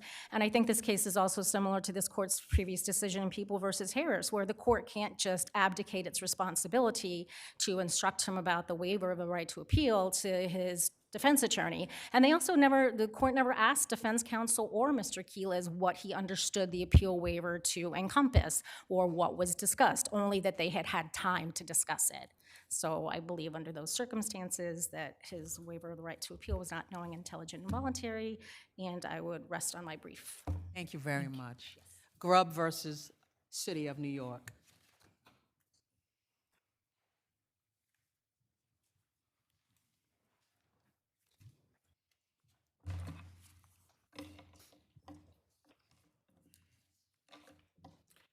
Good afternoon, and may it please the court, Kayla Bargeron on behalf of the appellant. Your Honors, this appeal is entirely based upon the fact that the City of New York did not establish a lack of prior written notice and or that it did not create the defect at issue, and summary judgment was inappropriate. But counsel, doesn't the documentation pertain to a defect on the eastern portion of the intersection, whereas the accident allegedly took place on the southern part of the intersection? Well, actually, that's sort of like the linchpin in the whole mess here, and it is on the eastern portion of Madison Avenue. So Madison Avenue travels north the way that... No, it's right outside. Yeah, exactly. It's kind of advantageous, right? So, and the defect is actually, if you look at the photograph on page 707 and 709, the defect is actually not in the center. It is on the eastern portion of Madison Avenue. There are 15 different 311 complaints that were made in the relevant time period here because we know from Google Maps. Complaints had to do with Madison and not the southern part of 52nd Street. No, the defect is on Madison, and that's the point. The defect is on the eastern part of Madison Avenue. Did your client ever say it's right by where the T-Mobile station or T-Mobile store is? I don't know if he explicitly said T-Mobile, but he marked a photograph. He put an X on the photograph, and the photograph was taken standing at T-Mobile, and he said that he was walking from that intersection to cross over to the Bonibus, which is on the intersection across the crosswalk that we're discussing here. I'm confused. Sure. So he got off the subway, he goes north to 52nd Street, he gets off at Lex, and he walks north, and then he makes a left turn on 52nd to go to Madison. And that's the south side of the intersection. And isn't that where he falls? You'll have to forgive me because I don't know the roads as well as you very clearly, but he's walking between the T-Mobile and the Bonibus, which is the south part of that crosswalk if you're using a square. But the defect itself is actually on the eastern portion of the avenue. So there should be no confusion as to the location. I mean, do you realize that you and I are saying like diametrically different things? Does the record reflect what you're saying? It does, Your Honor. So if you look at the complaint, the 311 online complaint on page 1427, the complaint actually says that there's a 5-inch wide cave-in located in the crosswalk of 52nd Street and Madison on the east side of the avenue. There's no dispute that Exactly, but the cave-in, but your client, the plaintiff did not describe a cave-in, he described a crevice. So there were a whole bunch of phone calls and complaints about the cave-in on the eastern side of Madison, where the description was 5 inches wide by a foot deep, and the plaintiff said it was a crevice on the south side of 52nd Street, 3 inches to 4 inches deep. There's two different holes. Would not necessarily. The plaintiff said that there was a 5-inch by 3 to 4 to 5 inch and a possibly a couple inches deep chunk missing out of a patchwork piece that was on Madison Avenue on the eastern portion of the sidewalk, not on 52nd Street. He testified, and all the evidence suggests, and it's undisputed, that the photograph that he marked is on the avenue, on the eastern side of the avenue. Let's go back to 1107 through 08. Those are also photos with what you said, 706 to 09, because the photos of the hole in the eastern crosswalk look nothing like the crevice in the southern crosswalk that plaintiff identified in the deposition. Two different photos, two different locations. Yes, Your Honor, and I see my time is up. You can answer that. Okay, perfect. So there's two responses to that. And the first response is, okay, perhaps it is a different defect that's also on the crosswalk on 52nd Street, not on Madison. However, if you look at all the complaints in their totality, the internal agency notations of the complaints actually differ. There's a handful of complaints that reference the defect as it lines up with a 24-inch in diameter DEP utility access panel, and there's a handful of complaints that do not say that. They merely say there's a 6-inch wide undermined 1-foot cave-in, but in any event, all 15 of these relevant complaints were referred to the DEP. The city has a burden on its motion to establish that it did not negligently repair something and create this patchwork mess that my client fell in, and the city didn't present any DEP records on its motion, despite the fact that there are 15 different 311 complaints, 3 of which are 311 online complaints, which trigger Calabrese as being prior written notice.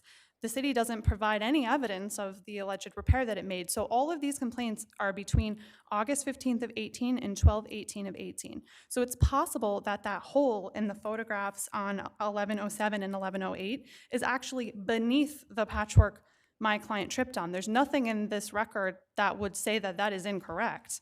And the missing DEP records that on this motion, the city had the burden of establishing lack of prior written notice would perhaps give us more evidence on what they did or didn't repair, and my client obviously fell on some kind of patchwork, which could easily have been created by the DEP. So whether or not I can establish prior written notice at trial is not at issue here. The point is that the city didn't affirmatively disprove the fact that it didn't have prior written notice and or create a negligent repair, because there's no evidence. You're not off the hook yet, because I have another question and my colleague, and then something that, you can further discuss, on rebuttal. You brought up Calabrese, and I'm glad you did, because, here we have, in some of those records, no identification of the location at all. And certainly, the defect is different. So how can you even rely on that case when some of these records don't even identify the location? Well, there's only 3 reports that would be relevant for Calabrese. They're on 1099, 1101, and 1427, because those are the 311 online complaints. And they actually do provide information. So they provide the fact that they were at the intersection of Madison and 51st Street. All 3 of them do. One of them says it's a hole situated in the east crosswalk. East crosswalk of which road? Because the hole that my client fell in is in the east of the crosswalk on Madison Avenue. I don't understand how the east crosswalk could be anywhere except on 52nd Street going between north and south? Well, if you look at the internal agency notes that are actually on that page 1099 after the inspection based on this 311 online complaint, the agency states there's a cave-in located in the east side of the crosswalk of Madison Avenue. It doesn't say 52nd Street. So if you look at the Court of Appeals decision in Donnellan, any ambiguity regarding the potential location of a defect is a question of fact. It's inappropriate to determine this on summary judgment. So in Donnellan, if I may, was based on the boardwalk at Coney Island, where it was undisputed that there was 21 different photographs of different defects scattered all about the boardwalk. And the court said, you can't affirmatively decide on summary judgment that the city didn't have prior written notice of the specific defect because the plaintiff didn't say, oh, I tripped on the east side of this exit ramp instead of just I tripped at or near this ramp, when there's evidence that there was a defect on the east side of the exit ramp. So it's very similar in the sense that. So, to the extent that that the plaintiff's expert, Mr. Fuchs, inspected the southern crosswalk at Madison Avenue, is there any place in his affidavit that states what you're saying, which is to say that the repair of the what's been characterized as a cave-in on Madison affected my hands, forget about the direction that they're going in, all right? But the cave-in on Madison affected on the eastern side of Madison, affected the southern side of 52nd Street, that the cave-in was so extensive that its repair required the repair of 52nd Street. Your Honor, I can see there's still some confusion, so let me try. I don't have confusion. Well, I'm referring to the record. But what you're saying is, if I understand you correctly, is that knowledge or notice of an area, of a defect in one area extends to a defect around the corner. Not at all. That's not at all what I'm saying. What I'm saying is if you're standing on Madison Avenue looking north, okay? The defect is in the crosswalk, the southern crosswalk of this intersection that goes from the T-Mobile to the Boniface, okay? So now we're looking at only the crosswalk on the bottom. The defect is on the right-hand side, which is the southeastern portion of Madison Avenue. It is the eastern portion of the avenue, and several— Eastern portion of that crosswalk. It's the eastern portion of Madison Avenue. It's the southern portion of the crosswalk. And the internal agency notes in all 15 of these complaints that say they inspected it, they refer to the cave-in as located in the crosswalk of Madison Avenue, not of 52nd Street. So the eastern crosswalk at this intersection is the crosswalk that walks across 52nd Street, not Madison Avenue. Thank you. Thank you.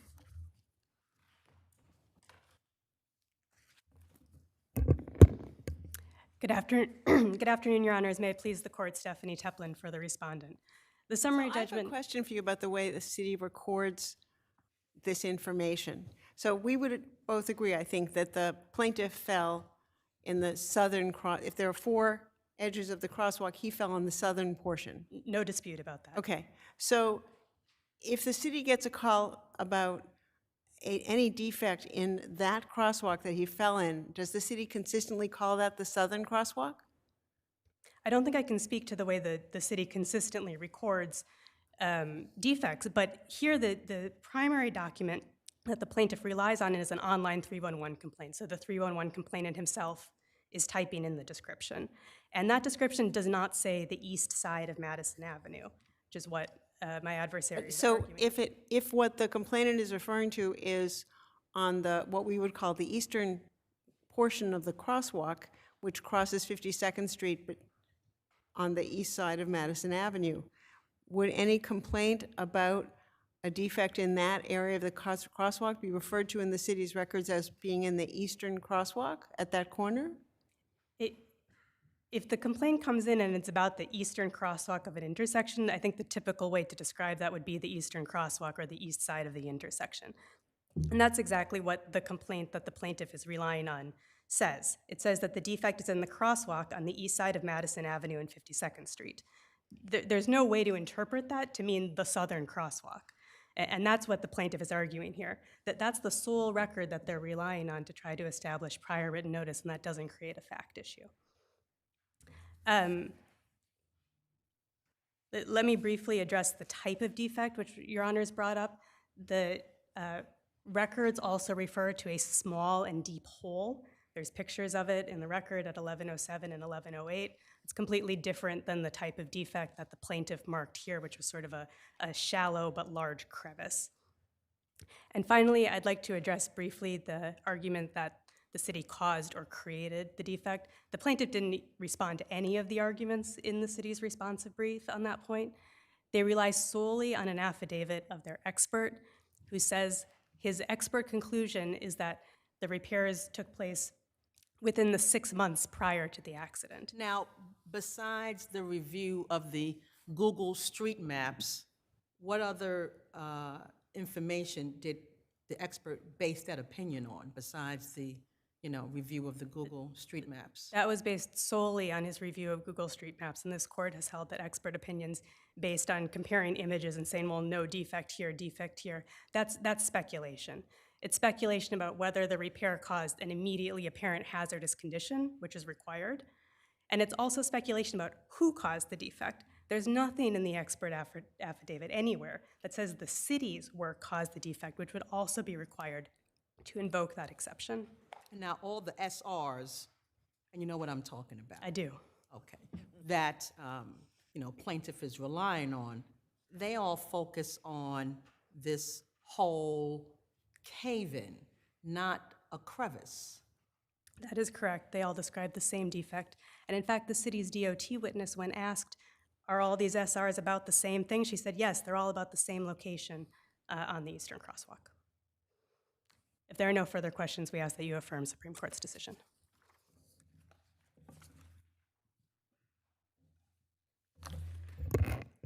Okay.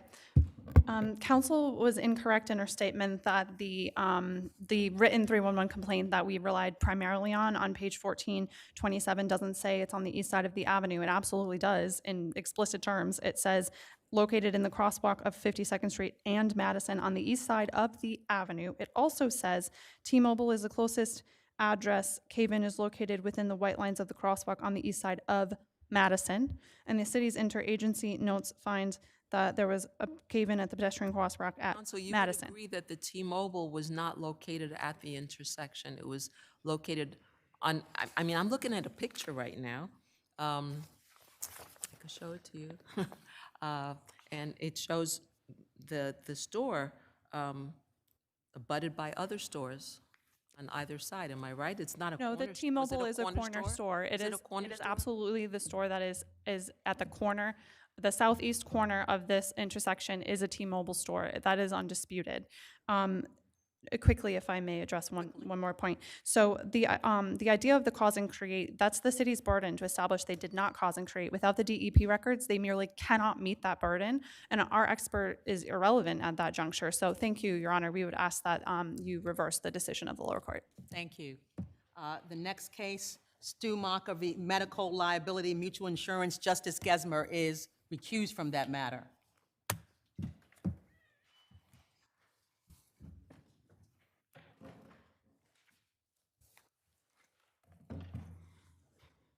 Who would you like to hear from first, Your Honors? It doesn't matter to me.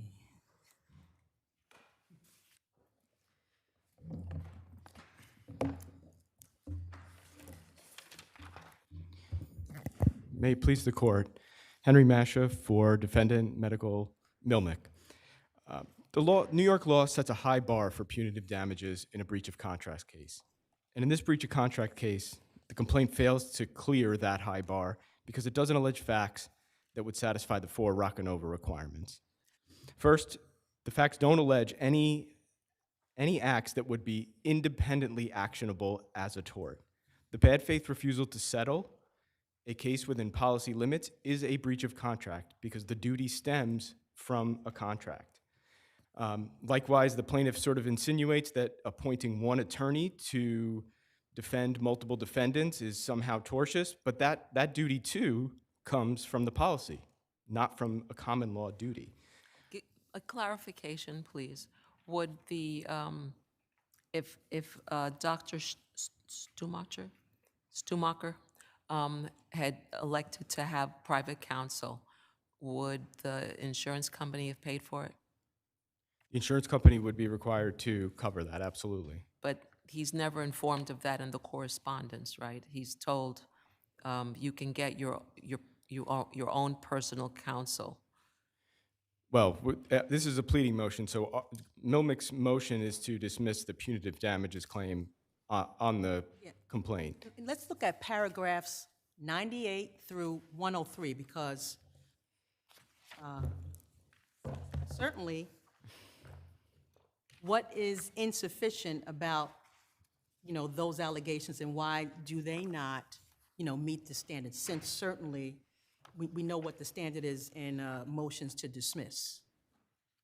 When we're talking about, the claim for punitive damages, why isn't that insufficient? It's not sufficient, and it's not even close. All they say is that Milmick breaches the implied covenant of good faith and fair dealing and has a corporate-wide practice of doing so. But the duty to settle a case within limits in good faith is still a contractual duty. That doesn't change the source of the duty. And the reason why I'm asking that is because, of the second department case in Pergamon, it seems that, these allegations kind of is in, lockstep with what happened there. Lockstep is one way to put it. Well, that's one way. That's one way I want to put it. It was certainly, I mean, I think plaintiff concedes that they copied and pasted it from the complaint in Pergamon. But So dismissal because somebody cut and paste? Absolutely not. You should dismiss it because this court is bound by its own precedent in Affia versus Continental Insurance, which says that the bad faith refusal to settle a case within policy limits, standing alone, it does not lead to punitive damages. It seems that we have more here, just not the bad faith, but let's talk about, the breach of, good faith and fair dealing, because there's more. They may overlap with the bad faith, but it seems to be a little more here. Let's talk about it. Well, there is no more. The bad faith is the breach of contract. It's the same thing. The duty to settle a case in good faith comes from the contract. That's what this court held in Affia versus Continental. The fact that maybe it's alleged in a conclusory fashion, I might add, that Milmick has done that more than one time doesn't change a breach of contract into a tort. A tort is a common law duty that's implied by law. The implied covenant of good faith and fair dealing emanates from the contract. There's no way to square that circle for the plaintiff. So even if you accept these conclusory allegations, which I don't think you should at all, I mean, these are absolutely conclusory, there's no facts to support them. Even if you did, though, you still have to find conduct that is independently actionable as a tort. And the bad faith refusal to settle is not enough. All right, thank you.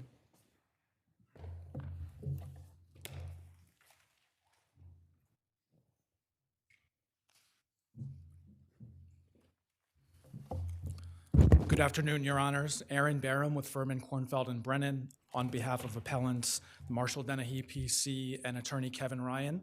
So I'm addressing the legal malpractice claim. Yes. And there's no actual negligence claim that's being asserted here. In a multi-year litigation, nothing about you prepared the case for trial deficiently, or you missed an issue, or you failed to retain an expert. Their case boils down to an April 3rd, 2019 communication about settlement. So let's get into that. Yes. Paragraph 68 of their complaint quotes page 304 of the record, in which plaintiff is saying, plaintiff would accept the full coverage of each individual defendant, which I believe amounts to $9.2 million each, and would negotiate because I believe that the hospital would be willing to negotiate for the balance of what is needed to settle the case. So here's my problem, counsel. When you have multiple defendants, when you have multiple in particular, there really does exist a possibility of a conflict of interest. And that conflict of interest is probably most easily identified by counsel.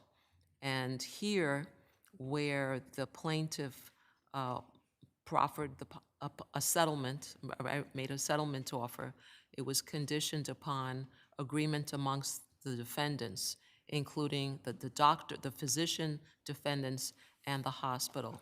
At that point, why doesn't the law firm that you represent say, yo, we have a conflict of interest, you all need to get your own personal lawyers, one of you can keep me, but, and if you decide to do what I'm telling you to do, the insurance company will pick it up. Or, alternatively, is a question in my mind, did the insurance company say, no, we only pay for one? That's why I asked for that question before. Okay, so I view the conflict of interest claim a little bit differently. The April 3rd, 2019 settlement issue comes up in the middle of the trial. So there are 5 medical malpractice defendants in the case. And Marshall Dennehy and attorney Kevin Ryan, they represent 3 of the defendants, Dr. Stumacher, Dr. Adler, and the estate of Dr. Sabater. And so they're the two of them. Dr. Stumacher is an ICU attending, sort of the quarterback. Right. Dr. Adler is the other ICU attending, and Dr. Sabater was a pulmonary consult, I believe. And then you have 2 other defendants who Marshall Dennehy and attorney Ryan aren't representing. You have Dr. Ahmed, who was represented by separate counsel, separate insurance company, had $2.3 million of the $12.2 million that was required to settle the case. And you had the St. Barnabas Hospital, which was self-insured, which was vicariously liable for all of the... Right, so you're buttressing what I just said. The question is, what was the role of counsel at that point? At the point where there is a divergence as to settlement, and you are in the middle of a trial, as you say, and Dr. Stumacher says, I want to settle for the full amount of the policy, I have excess, I want to settle. Is there or is there not malpractice to the extent that he wasn't severed from representation? I don't think that the complaint alleges that Dr. Stumacher demanded to settle and that... I'm looking at the correspondence as part of the record. Or in the correspondence, because you have a wave of correspondences for years in which the law firm is advising about what's going on, what the settlement dynamics are. Counsel, I want to go in another direction because, we know that at the pleading stage, right, we give this a liberal construction, right, and we accept the facts, alleged it's true. So, you're talking about the April 3rd or the 4th statement in court. And the complaint is saying, listen, I wasn't advised that the plaintiff was willing to settle for the policy limits. I would have settled if I would have been advised. There was a failure to communicate. And certainly, there was a letter in which plaintiff express some concerns about an excess verdict. I think that's where we are. Those are the allegations. So my question is, why isn't that enough? Paragraph 68 of their complaint, if you just read it, it quotes the trial transcript. It proves that the settlement was outside of Marshall Dennehy's control. They only represented 3 of the physician. I know whose all of that. primary I know and all of excess. that. But we have to look at the complaint. And what does the complaint say? You did not communicate. If I would have known, and this is what the doctor says, if I would have known, I would have settled. But for whatever reason, you did not communicate. You didn't share that with me. You're saying that there's something else that we need to do? Well, I'm sorry, Your Honor. Because in your brief, your arguments are more akin to a summary judgment motion, and that's not what we have here. Well, there are 4 prongs of a negligence claim. Oh, right? I know. And to address, I'm sorry, Your Honor, I'm just trying to explain my argument. I think your point addresses breach, and I'm saying even if you construe all of the allegations in plaintiff's favor, they cannot prove proximate causation because the global settlement demand of $12.2 million required contributions from co-defendants who Marshall Dennehy and attorney Kevin Ryan didn't represent and didn't control. All right, well, let's hear from respondent. Let's see what she has to say. Thank you, Your Honor. Address Milmick or Marshall Denny first. However you wish to proceed. Thank you, Your Honor. Could you make good your afternoon, appearance, please? Good afternoon, Your Honor. It's Helene Blank for the plaintiff, Richard Stumacher. This is a very unique case before this court. I think all of you are trial-level judges before you're appellate division judges. You've all tried medical malpractice cases. Not one of you have ever been there where a hospital put a bad faith statement on the record against all of the doctors. But let's put that aside. Counsel, I just want to stop you for a minute. All 3 doctors paid their premiums, right? Oh, yes. There's no allegation that. And all 3 doctors got one attorney. So here's the thing. These are 3211 motions. This is not, as Your Honor pointed out, a 3212 motion. So as to Marshall Dennehy's opposition, it is rife with nothing but allegations that if it were, in my humble opinion, obviously, a 3212 motion, it would have to fail because there's nothing but hearsay allegations. And the fact that counsel in the reply brief says that because he profited to this court hearsay memos, unanswered memos to Milmick, not to Dr. Stumacher, about what was going on, somehow he gets to, that means it's authenticated. The only thing authenticated in this record is the trial transcript. With that, I agree. But most importantly, as Your Honors point out, the April 3rd letter by Richard Gerfine, it's 299 of the record, to Marshall Dennehy, was clear and unequivocal that he would accept Dr. Stumacher's insurance, nothing else. And Dr. Stumacher, had he been asked, would have said yes and walked away from this. Whether the other doctors that Marshall Dennehy represented would have said yes is not Dr. Stumacher's problem. The other thing that you've pointed out is that under RPC 1.7, there was no waiver here of the conflict, and the obligation to obtain that waiver was on Marshall Dennehy. And it's not by a hearsay conversation by Mr. Ryan. And let's remember, Mr. Ryan, there's no affidavit here from him whatsoever, and he's a party to this action. He's a named party, not just as part of Marshall Dennehy's thing, that said, confirms anything that counsel in its briefs say. And so had they produced 2 things, Your Honors, I'll tell you why they would have won. Had they produced a detailed, knowing waiver telling Dr. Stumacher all of the things he was giving up by consenting to joint representation, and he signed it and sent it back, that would eliminate one thing. And had there been one letter to Dr. Stumacher that Mr. Gerfine, on behalf of Reddish, will take all of your insurance, and will you consent? And he wrote back, no, we wouldn't be here. But none of that exists because none of that ever happened. And this is a pre-discovery motion. So their motion, in my opinion, Judge McMahon was 100% right in her decision that it must fail because it's a 3211 motion that's supported by nothing but hearsay evidence. As to Milmick, I urge this court that the Second Department, your colleagues across the river, were correct in the Pergament case, to which Rifkin Radler, who represents Milmick here, also was the defendants in that, represented the defendant Geico in that case. And the reason for that is simple. These are allegations, and my learned counsel said there's no proof to this, there's no proof to that. Well, of course not. They're allegations in a complaint, and we know from just common experience that whether or not they ever asked my client for his permission, whether or not, and who, by the way, is better to know whether a doctor, when they insure multiple doctors to a malpractice out of a hospital, what they did than their insurance company, and whether or not they're entitled to separate representation, which, as Your Honor pointed out, not in one letter did they ever point out they would pay for it. And the most telling thing about this whole thing is I think it is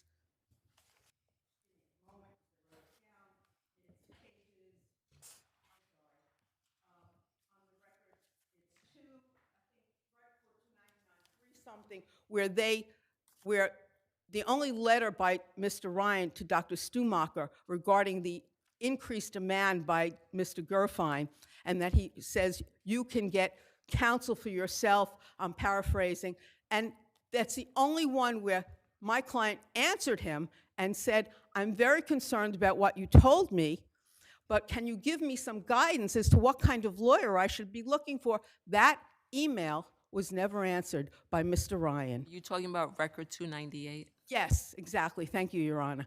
And so we have one letter that we know was received by Dr. Stumacher, and we have Dr. Stumacher responding, and they never responded. So as to Milmick, I urge this court, and let me back up.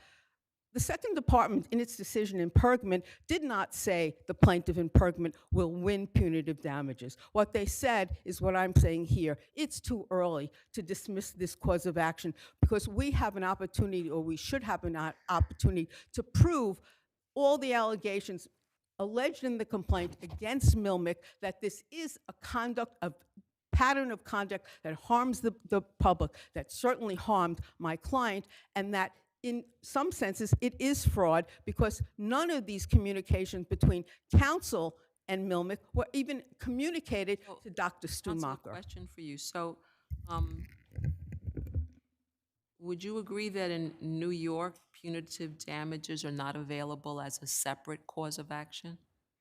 Yes, So I agree. So then how does that affect your argument? Well, because in this case, in this contract case, they are pegged to the contract because of the fraud and the lack of fair dealing, the harm to the public and the harm to Dr. Stumacher. They are, in this particular type of case, generally they're not separate causes of action, but in this particular type of case, they are a separate cause of action.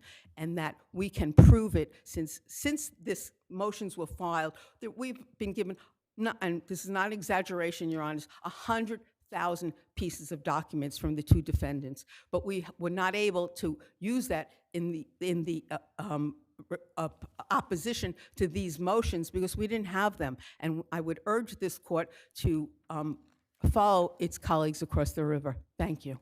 Unless anybody's anything else.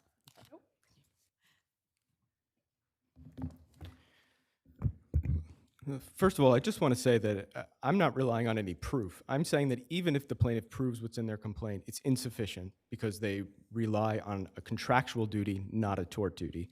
The second thing about the conflict is that any allegations about whether the conflict should have been resolved, that's appointed counsel's job. That's why counsel is appointed. And this court has said that insurers don't have a duty to advise and ensure that they have some independent right to have counsel. So again, none of that has anything to do with Milmick and whether the insured has whether Milmick has a common law tort duty in this case. With regard to Pergament is a fact-blind decision. I mean, there's nothing, the Second Department didn't give us any insight on what they believed was the independently actionable tortious conduct. In this case, we know what the allegations are. We know it's a bad faith refusal to settle, nothing more. That's a contract duty, and punitive damages aren't available unless you can show first, in the words of the Court of Appeals, that some acts are independently actionable as a tort. And I would just say, I would close with one final point. We're talking a lot about legal concepts and whether tort duty and contract duty, but leaving a punitive damages claim past the pleading stage when it's clearly insufficient has tremendous ramifications throughout the case.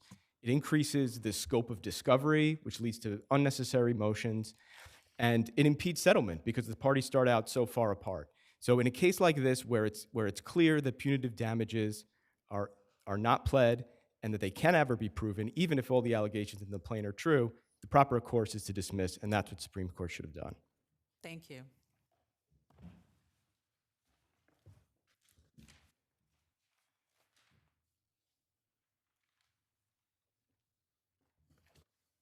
I just wanted to briefly address the conflict of interest allegations. The plaintiff's complaint doesn't allege or address how Dr. Stumacher was situated differently from any of the other parties and how his defense would have been benefited from pointing fingers at the other physicians. The allegations against all of the doctors were substantively identical. The other point I wanted to make, just to pivot back to standard of care and proximate causation and the issues that were presented originally, Marshall Dennehy and Attorney Ryan did everything competently and everything that was required by them in the case. They communicated the settlement demands, they prepared the case for trial, and the decision to settle the case, in this case, a global settlement rested with the plaintiff, the insurance companies, the co-defendants insurance companies, and the self-insured hospital. And all of those 5 factors break proximate causation here. Thank you. Thank you. Ordonez v. SM Asset.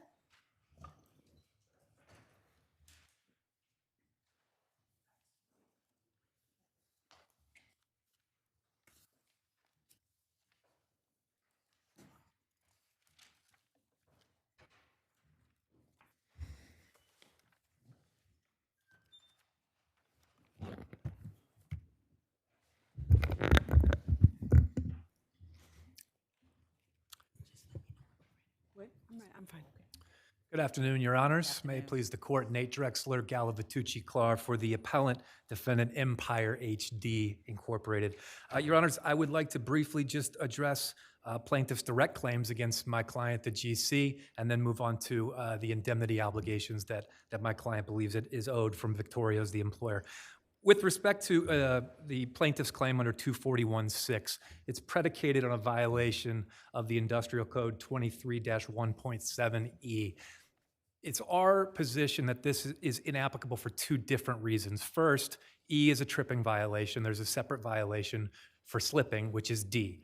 Here, plaintiff only ever alleges that he slipped on this stair, this defect that he alleges is on the stair, which is essentially a rub down portion of the laminate over the stair. So it's a little bit of a, I don't even know what you would call it, a little bit of a crater. Didn't he have an interpreter? I'm sorry. Did he have an interpreter? Yes. I don't know the answer to that. He probably did. I know yes. it. Yes, he had an interpreter. So he could have been a little slip trip. Fair enough, Your Honor, but this particular industrial code is inapplicable for a separate reason. Well, I want to stick with the first reason because there was testimony through a Spanish interpreter when the question was posed, was the stairs wet? No. And so stairs weren't wet, dry. So as my colleague said, because he was testifying through a Spanish interpreter, maybe something got a little lost in the translation because we know that the stairs were not wet. Second point. It's possible, Your Honor. I'll move to the second point. This particular industrial code applies to interior and internal ways of passage, that is, passageways. This accident occurred outdoors, open air. This is just a staircase that leads up to a residence. Isn't that the only way that a worker can traverse from point A to point B? Is using the staircase? Yes. Even if that's the case, there's case law from this department where there was, I believe the case is Quigley v.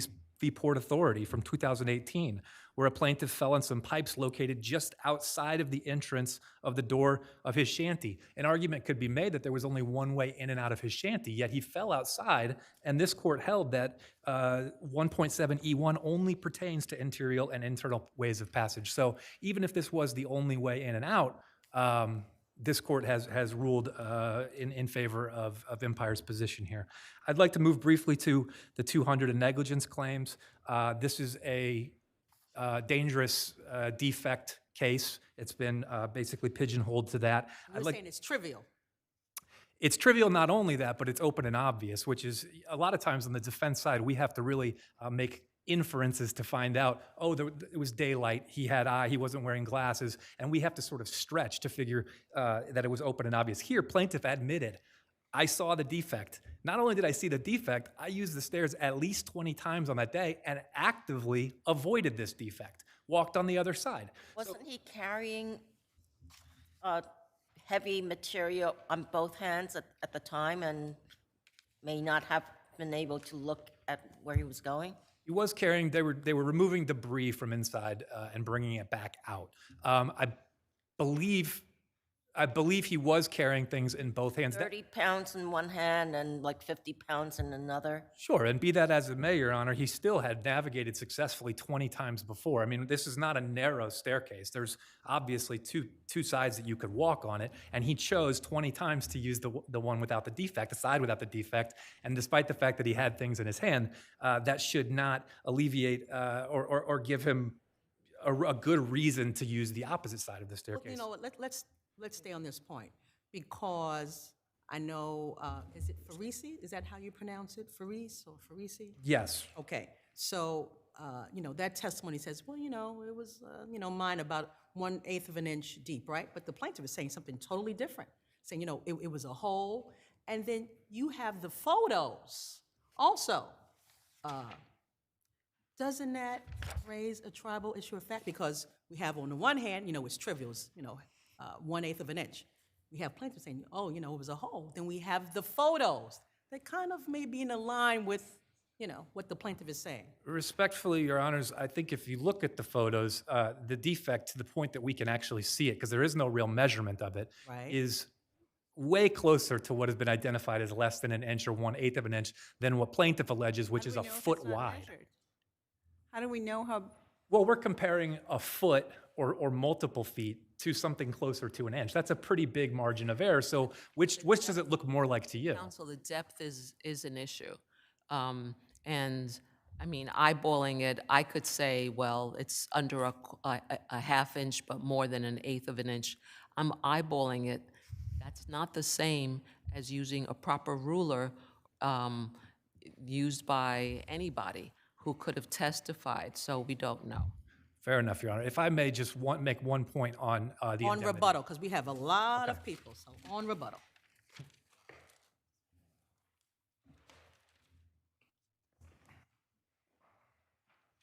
Okay, good afternoon, Your Honors. I'm Jerry DeCamp for the third-party defendant, appellant, respondent, Victorio's Contracting. The main crux of Victorio's appeal is for seeking dismissal of the contractual indemnification claims that were brought by the owner and general contractor against my client. As this court has found, the simple fact that Victorio's is the employer of the plaintiff does not make it sufficient to trigger the indemnification provision that states that the accident arose out of the work of Victorio's Contracting. In this regard, the court has addressed this issue in Digidio versus City of New York, where we had a crane operation, the crane collapsed, and the employer, the GC and owner, had asserted contractual indemnification claims against the injured plaintiff's employer, J&E, and this court had found that even the fact that plaintiff was a J&E employee, plus the fact that the load being lifted was J&E material, was still insufficient for that collapse and that cause to arise out of J&E's work. Let me Yes, Your Honor. focus you differently, counsel. Sure. So as to the 241 claim, Correct. Mhm. was there any opposition Was there any opposition? by the plaintiff? Oh, no, Your Honor, there was no opposition, and in fact, in the motion papers below, plaintiff affirmatively stated, we do not oppose. So assuming for the sake of argument that that claim is abandoned by the plaintiff. Correct, yes. Let's move on to the 241-6 claim. Yes. Okay, with respect to that claim, to the extent it relies on a passageway, the section of the industrial code that pertains to a passageway. If we were to find that there was no passageway as defined by the industrial code, is there anything that remains that would subject your client to the indemnification claims of No. the other defendants? No, in response to that, no, because if there's going to then be any liability against the owner or the general contractor, it lies strictly in negligence. And under the New York State GOL, a party cannot be indemnified for its own negligence. So if all that remains here is what this case is that this action arose from a pre-existing premises condition, the negligence would then be on the owner and general contractor who contracted to repair that very condition and had not done so and had the authority of when to decide when to repair it, as testified by Vincent Farisi. Therefore, any liability, as Your Honor is saying, would be rooted solely in negligence, and the owner and general contractor cannot be indemnified for Is that. there any evidence of grave injury that would elevate this beyond the workers' comp law? No, Your Honor, there's no evidence that plaintiff sustained a grave injury, and in fact, none of the parties actually opposed our request for dismissal of the common law indemnity and contribution claims below, and I just believe the court overlooked dismissal of all those claims in rendering its decision. So if Your Honors have any further questions, I'll rest on my briefs. Thank you. All right, thank you. Afternoon, Brian Morrissey for the owners. And I'd like to point out that our reply brief did cite the sections in the record that talked about two different doors to access the building. So there's not just one option there. Yeah, but the other door was in the basement and it was full of debris, correct? Was the door full of debris? There was debris. It was being There was carried debris out. that blocked anyone's access to the door. I didn't pick that up from plaintiff's deposition testimony that he couldn't get out That was what I that picked door. up. I picked it up too. Okay. The other part of the trivial defect analysis here is questionable in my opinion because this is a construction site. And in the order appealed from, the Supreme Court cited first to a general construction accident case and then cited to the case, that talks about trivial defects, and that is at page 29 of the record. And a construction site is not a sidewalk. It is an ongoing activity where repairs are made. And the notion that a ruler should come into a construction site and be used here when they actually had a project manager who can eyeball something with professional experience to the degree of a 1/4 inch or 1/8 of an inch fits the criteria of being able to ascertain that this was not Here's my 1 inch problem. depth. Here's my problem with your analysis, counsel. Looking at a picture of the stairs, Yeah. right? It seems that the stairs perhaps had enough space so that workers could go up and down one side as opposed to the other. And perhaps there could have been someone saying, don't use the left side of the stairs, go on the right side when you're going down, or putting some kind of tape on the ground. This is a motion to dismiss, so we don't have answers in that regard, do we? If this was the only way in and out I don't disagree with you, Your Honor, but what I am saying is that in a construction site, these are the type of things that come up, and the only way this motion is being defeated is by saying that we didn't have a straight ruler to say it was. And that's not what's being said. We're just looking at the pictures. And the testimony, I mean. And the testimony. You know, we have the plaintiff saying, oh, it was a hole, it was deep. You have photos. Then you have, you know, the gentleman from Empire that says, oh, it was trivial. It was, you know, 1/8 of an inch. So we have two different versions. Seems to me that's credibility. We don't decide that. The jury decides that.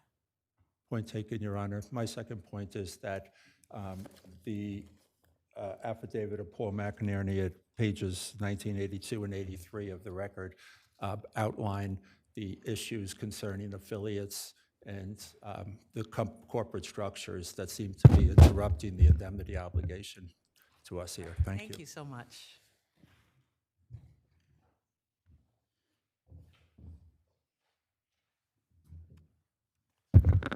Good afternoon, Your Honors. May it please the court, John Shaw for plaintiff respondent appellant. Sometimes when you're doing appeals, you don't pick up on certain things, although this was cited to by myself and actually by counsel for Victorios of the confidential inspection report that was done by the owner, page 1251. There were 3 notations with respect to the subject stairs where the accident happened. It could have been deemed okay. It could have been deemed marginal or maintenance, and then the third choice was repair or replace. And they clearly did not check off okay or marginal maintenance. They checked off repair and replace, putting aside my client's testimony that this was not some trivial defect, and it was over an inch in depth, and it was over a foot. By their own inspection report, which prompted this whole construction, and it was done in 2016 by their own admission, that caused them to do this whole construction, this was hardly a trivial defect. So clearly, even if my client didn't testify that this was not a trivial defect, they admit that this was not a trivial defect. With respect Counsel, to... I have a question about, what is your position as to whether the stairs under these circumstances was a passageway within the meaning of the regulation? Clearly, it was a passageway because, as Justice Chan noted and counsel miscited to the record, it was the sole means of access for my client. He was carrying 2 heavy loads, walking down the steps to bring this debris outside, and he clearly testified, 157 of the record, that it was being blocked. There was a stairway in the basement, but it was being blocked by debris, as Justice Rosado noted. It was clearly his sole means of access. And page 272 and 273, his foreman opened the door and directed him to go down this defective stairwell, which they admitted that had to be repaired and replaced. So clearly, it was the sole means of access. The cases that they rely on, of the Potenzo case, that was not a passageway. That was a fenced-in area where there was ice, where they slipped. Here, it's a totally different set of facts. The stairway, whether we're getting into semantics, there's no case that says a stairway that is the sole means of access that's acting as a passageway does not fall within the ambit of 17E1, irrespective of whether it was exterior or interior. So how do you deal with our recent decision in La Cruz versus Memorial Sloan Kettering, which says that a passageway has to be interior, not exterior, to a building? Because in that case, as well as in the Potenzo case, there was a different set of facts. Here, it was clearly acting as a passageway because the interior staircase was blocked. He had no access, and it was clearly the sole means of access. It would defeat the whole purpose of the statute, 2317E1. As a tripping hazard, it should not be a barrier for a plaintiff to have this protection when it's the sole means of access. He had to unload this 50 pounds on each shoulder down these defective steps, and the interior staircase, it's uncontroverted, was blocked by debris, and he was directed by his foreman who opened the door for him. It clearly was a passageway. Those cases are clearly distinguishable. And on rebuttal, I can talk about 240-1 unless Your Honors want me to talk about it now. You can talk about it on rebuttal. Thank you. Thank you. Your Honors, I'll just make 2 brief points on indemnity. First, as you know, it's an arising out of case. That's a very broad trigger. All we would need is a causal connection under this court's holding in Estevez v. SLG 100 Park.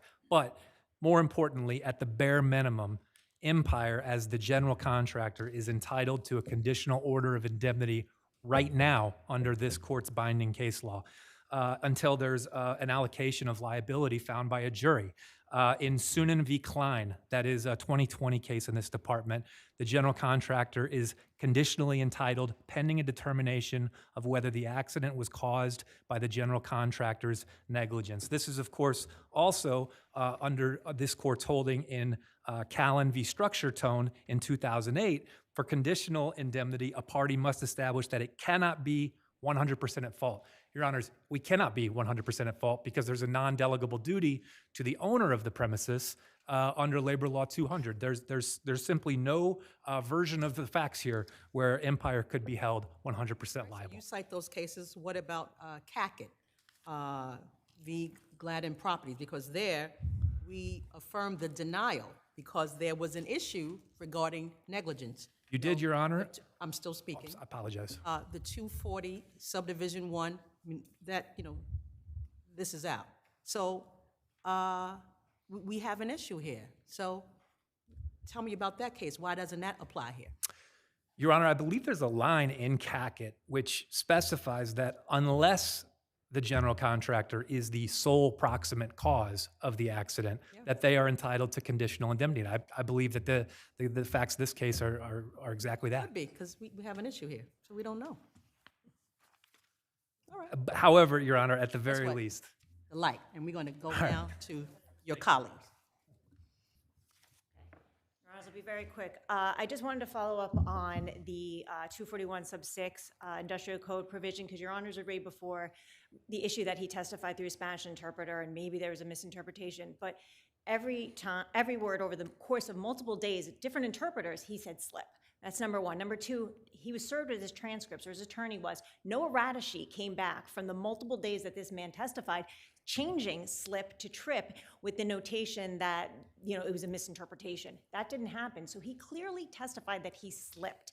And now on appeal to argue that he tripped in order to get it within the confines of a code provision is just not before this court. Finally, on the conditional order, Empire and no other party asked for a conditional order before the lower courts. They all asked for straight indemnification.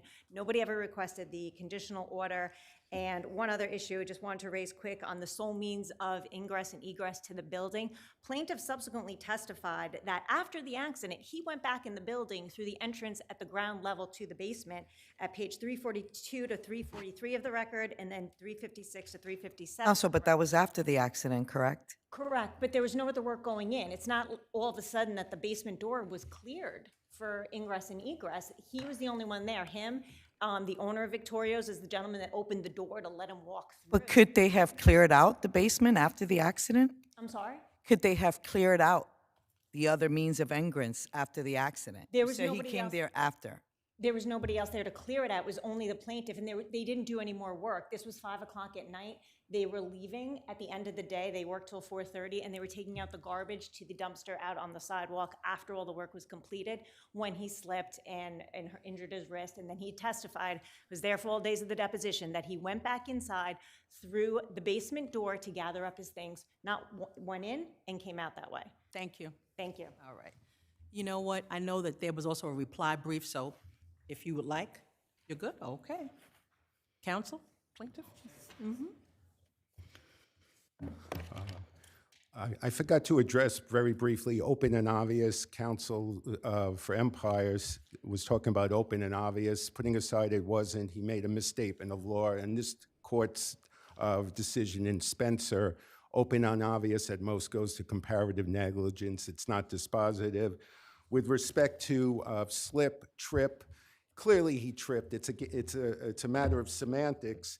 What part of your left foot made contact with the chip portion of the stair? My left foot. Was it your entire foot, your toe, something else? The entire foot. And as I think it was Justice Rosado, and I apologize, or Gessmer, there was nothing wet. I think it was Justice Kennedy.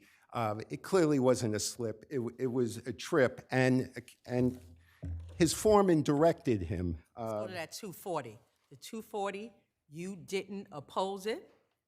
It was dismissed. You didn't appeal from the dismissal, right? We technically did not appeal. You either appeal or you don't. Okay. So we're going to take that as no. Okay. Clearly, in the interests of justice, I understand, Your Honors, that it was technically not preserved, but had the motion been addressed, it clearly is a 240 sub 1. It was the sole means of access. Clearly, What counsel for Victoria's was talking about is pure speculation after the fact that he might have gone through that basement door. It was blocked during the time he was working, and his foreman directed him. He opened the door for him and told him to go.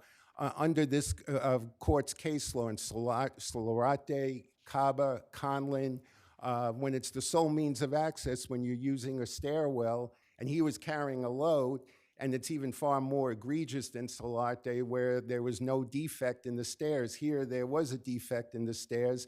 This court has held that it is a 240-1, and the plaintiff would be entitled to summary judgment.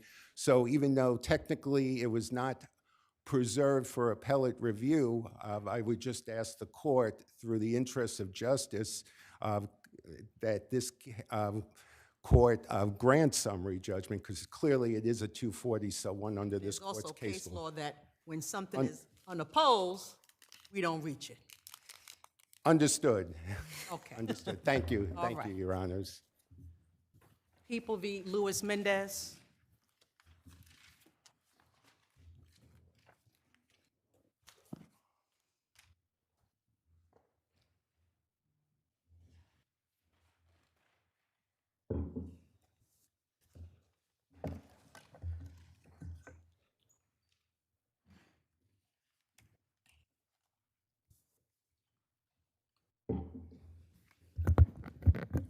Good afternoon. My name is John Palmer, appearing on behalf of Luis Mendes. The officers approached, stopped, and pursued Mr. Mendes because they wanted to search his fanny pack. They obviously could not stop Mr. Mendes for the fanny pack alone, so they used a flimsy allegation of jaywalking to justify the stop. We asked this court to vacate Mr. Mendes's convictions, suppress the fruits of this unlawful intrusion, and dismiss the gun possession You indictment. concede that he was jaywalking? We do not concede that he was jaywalking, Your Honor. In fact, the officers' record that they established does not support their own jaywalking allegation. The officers testified that Mr. Mendes crossed the street right in front or behind of this visibility van, and the prosecution in the respondent's brief does not dispute that Exhibit 3 shows that the visibility van was parked at the intersection of 144th and 3rd Avenue. The prosecution even says in their brief from pages 24 to 25 that the officers understandably would have had difficulty gauging the exact position of the vehicle as they pulled up to the intersection. Your Honors, if the officers could not reliably say where this van was, with the turret lights going, they could not reliably say where Mr. Mendes crossed the street. Okay, let's go back and let's look at what was going on, right? So can't we say, that, the officers first, right, that they had this founded suspicion of criminal activity? I mean, let's look at it, right? You have the area, history of violence. There was a recent shooting. There was some type of intelligence report about a trend of carrying firearms in the fanny pack. And the fanny pack appeared to contain some type of a firearm based upon, the officer's experience. You agree with that? Well, Your Honor, they... No, let's just focus on that, because I'm going to go then to the next part. Well, no, Your Honor. Okay. Those observations, those facts do not establish a founded suspicion of criminality. Let's look at this, because when I think it was Lucero, he approached the defendant and I think asked, how you doing? Appeared to exhibit some type of alarm, put his hands in the air, and he said on his own, right? He didn't have anything, and he ran. Looked at the video. What about that? Right, Your Honor. But at that point, the officers had already approached Mr. Mendes without that founded suspicion of criminality.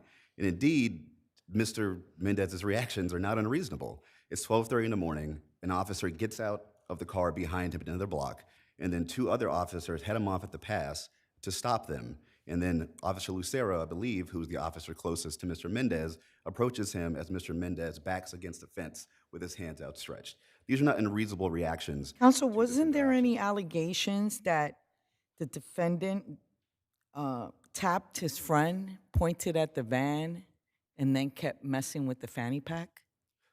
Their testimony was that Mr. Mendes tapped his friend in response to seeing the visibility van, and then they crossed the street.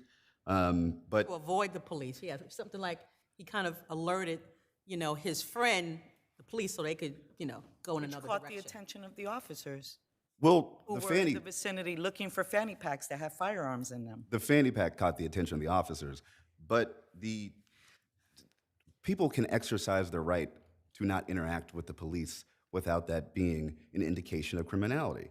And That's not all that there was. After all that I just mentioned, they go to talk to him. He's like, I have nothing on me, and he runs.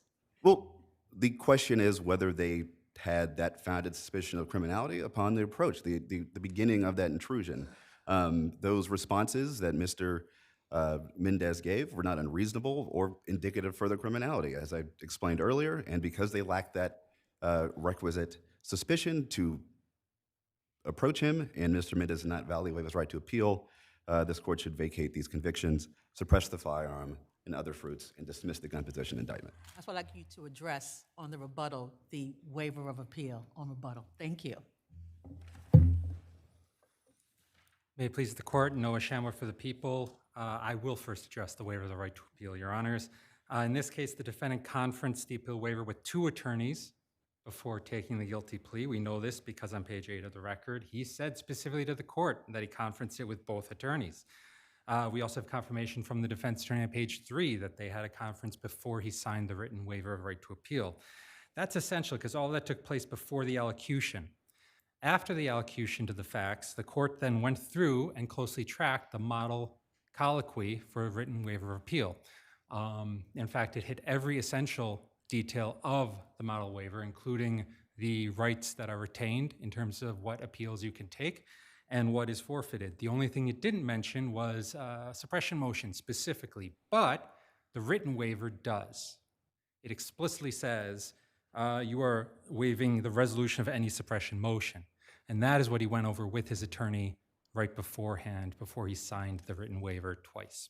Counsel, can you address your colleague's argument regarding the jaywalking? Now, as for the jaywalking, interestingly enough, Justice Boyle both found the jaywalking itself sufficient, but also found it not necessary to its opinion, because it found the remaining facts were so egregious in terms of proving reasonable suspicion by the time of the defendant's flight that would have justified all of their actions up to that point. The jaywalking simply moved the line itself. Now, the defense primarily complains that when you watch the body-worn camera, it starts 1 minute before the officers turned on the camera and activated it. During that 1 minute, there's no audio. That meant that the video actually starts with them in the vehicle approaching the intersection where the defendants had already turned down, and they're seated. You can't see anything, basically. You can only see slight amounts out of the side windows, one of which is the marked visibility van, which is there for obvious reasons, and had been there for days because there had been specific shootings and gun crimes at that exact location for multiple days. What the video then shows is the first officer, Espinal, getting out and basically walking briskly behind the defendants who are quite a distance away. Now, at this point, what is important is the bench-worn camera, and I want to point this out, actually shows them fleeing even at that point. They're actually moving quite quickly. They slow down once the unmarked cop car pulls up alongside them. I'm saying this because those details aren't really set out. The reason the cops focused on them originally, by the way, was because he was wearing all bright red, top and bottom, his whole body red, all the long sleeves, pants, and had a camo fanny pack across his chest. So they were at a distance, they see him, and they did see him cross, not at the intersection. The key to understanding that is they got confused regarding where the van was. They didn't get confused as to where the intersection was. The intersection was clearly marked, lit, red lights. The thing that causes the confusion most likely is because one side of the street at that intersection has no continuing street, and the police van was parked just before it. So when they say middle of the block, if you're looking to your left, it is the exact middle of the block between what is actually 143rd and 145th. But during their testimony, they repeatedly said 144th and 145th. So it actually is accurate if you recognize that it was 2 years later and there might have been some confusion regarding which block they were specifically describing where the police van was. But nothing else about their testimony is in any way inaccurate that would allow the defense to call into question the issue of the jaywalking. And the reason is because the court was given all of this. Every single detail relating to the jaywalking was put in front of the judge. Footnotes 9 and 10 of its decision go into great detail, if I may finish, go into great detail on the jaywalking specifically and why the court credited it and credited the witnesses notwithstanding the extensive cross-examination and impeachment that they were put through. Thank you. Okay, thank you so much.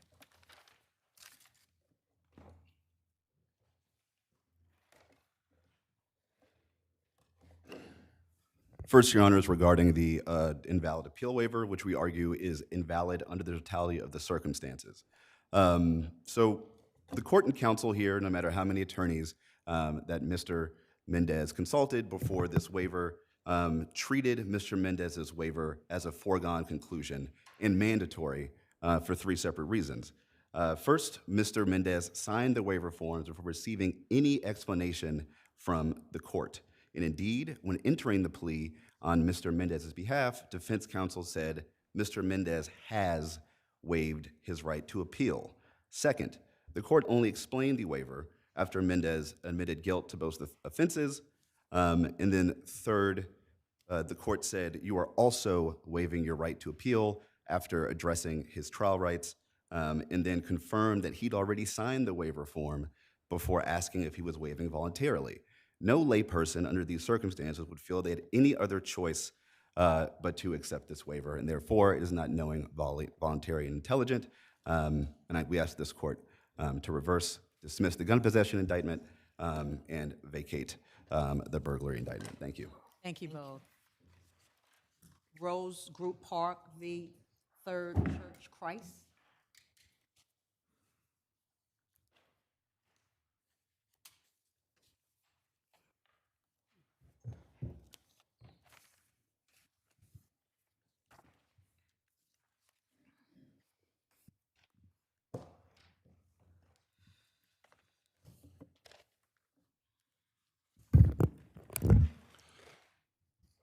Good afternoon. May it please the court. David Wolf from the firm Landy Wolf for the appellant Third Church Christ Scientist. On this appeal, Third Church is seeking to rectify a number of errors that the lower court made when rendering a decision after trial and a final judgment that rewrote the lease to the landlord's detriment and in ways that are manifestly unfair and contrary to the applicable law. None of the issues on this appeal turn on assessments of credibility. We're talking purely about what the lease says, what the documentary evidence shows, what the tenant's prior admissions show, and we're talking about what remedies should be given for the facts proven and concluded by the judge below. And the outcome and what this court needs to do is clear, starting with the gala percentage rent issue.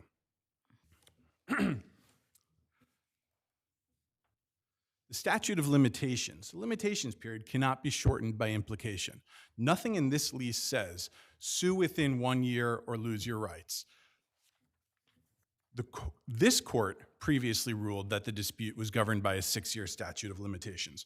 Rose Group previously acknowledged that this dispute was governed by a 6-year statute of limitations. The decision in Paramount, cases we cite in our brief, are directly on point. They involve a record retention obligation and an ensuing audit in which, although there was a 3-year record retention obligation, this court affirmed an award of unpaid percentage rent for a full 6-year period as per the statute of limitations.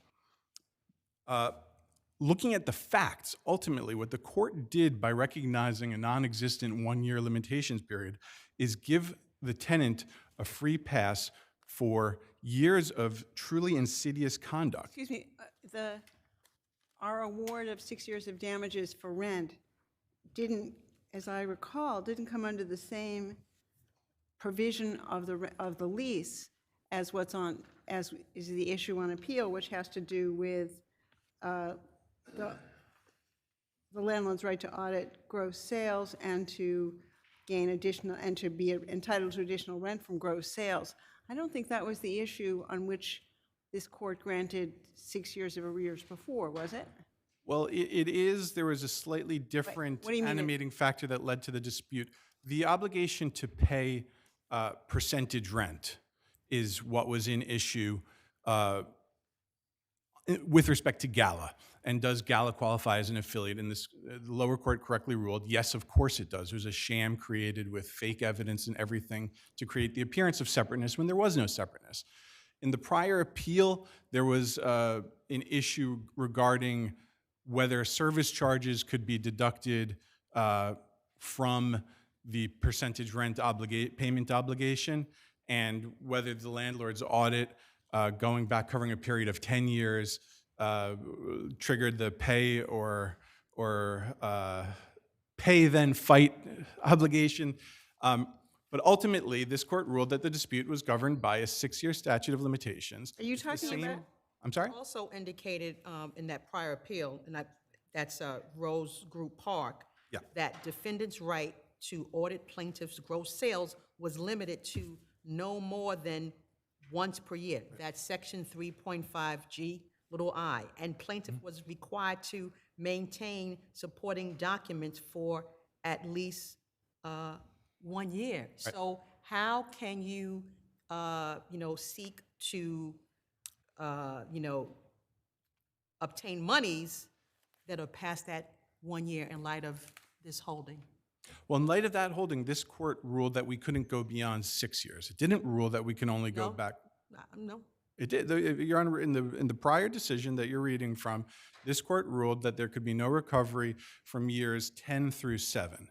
Right? So there's a 6-year statute of limitations recognized in the plain text of that ruling. Now let's set that aside for a moment and let's just talk about, does this lease shorten it by implication? First of all, shortening it by implication isn't something that's allowed. Second of all, this is the exact same issue that arose in the Paramount case, and it was decided in the favor of the position that we're advancing here. How is Thirdly- that How is that- Paramount? Because I thought in Paramount, unlike this case, was there a 1-year limit on audits in Paramount? Was there a 1-year limit on audits? In Paramount, there's a 3-year limit, and despite that 3-year limit, the court awarded them a full 6-year recovery. So by the same rationale, here was a 1-year limit. I want to go further. Because, no, I want to go further with Paramount, because wasn't there this supposed oral waiver of the audit provision for prior years? And certainly, there was no proof that there was an oral waiver of that agreement, and that's in Paramount. That was in Paramount, that's right. And there's been no showing or argument that there's been a waiver of the right to do an audit here. In fact, the evidence, and if I may, the evidence showed that the tenant acknowledged from the outset we were asking for the types of books and records that we would need, Gala's revenue, right? And they said, they contended it was outside the scope of the audit. And that's their acknowledgement. They said from day one, we've been pestering them with these unreasonable requests for information that's outside the scope of the audit. The court disagreed and found it is inside the scope of the audit. Okay, so they were wrong about that. We'd been asking for it all along, according to the tenant, so there could be no waiver, there was no waiver. Moreover, we don't need to do an audit to trigger their obligation to pay percentage rent. Per the lease, percentage rent is due in advance without demand or notice. There's no obligation to do an audit, but if there was, they hindered that obligation and can't benefit from that after the fact. They can't play keep away saying, nah, we're not gonna give this to you so you can't do an audit, and then say, nah, you didn't do the audit so you don't get to collect the rent. They set up a sham company to cheat us, and the court let them profit from it based on an argument that has no basis in the lease or in the law, and it should not be allowed. This is a massive windfall that should not be given to them. They shouldn't be allowed to cheat the church out of this. Rebuttal. Let's hear from respondent. Good afternoon, Your Honors. Ed Salcedo, Seyfarth Shaw for respondent. I'm going to go immediately to the question. What we're having here is a conflation. So the prior appeal dealt with a notice to cure that was served premised upon an audit that went back about 13 years. And the court found basically that with respect to that notice to cure, they would be limited to a 6-year statute of limitations with respect to what they could collect on that audit, and that audit was completed. The court also found that there is a one-year look back to the extent documentation had to be maintained, to the extent that an audit had to be done by the church. It was a one-year look back after the percentage rent was paid. They got 1 year to go through our documents, their documents, whatever it was, and figure out whether or not they were going to pursue or seek more monies. That was consistent. And then at trial, and this was an 8-day, 20-witness, over almost 1,000 document trial that was held before Judge Schechter. After multiple years and multiple motions and a ton of appearances before her, she was incredibly and intimately familiar with every facet of the lease, the parties, every audit, everything that happened, the multiple notices to cure, you name it, she knew about it. So then at trial, essentially what the court found is, one, consistent with the lease, you get a one-year look back. So to the extent the church was right about the gala sales, they get to go back that 1 year and review whether or not they are still owed money on that. So there was no shortening of the statute of limitations. It was simply a statement by the court that going forward, they can go 1 year back. So let me stop you there. Of course.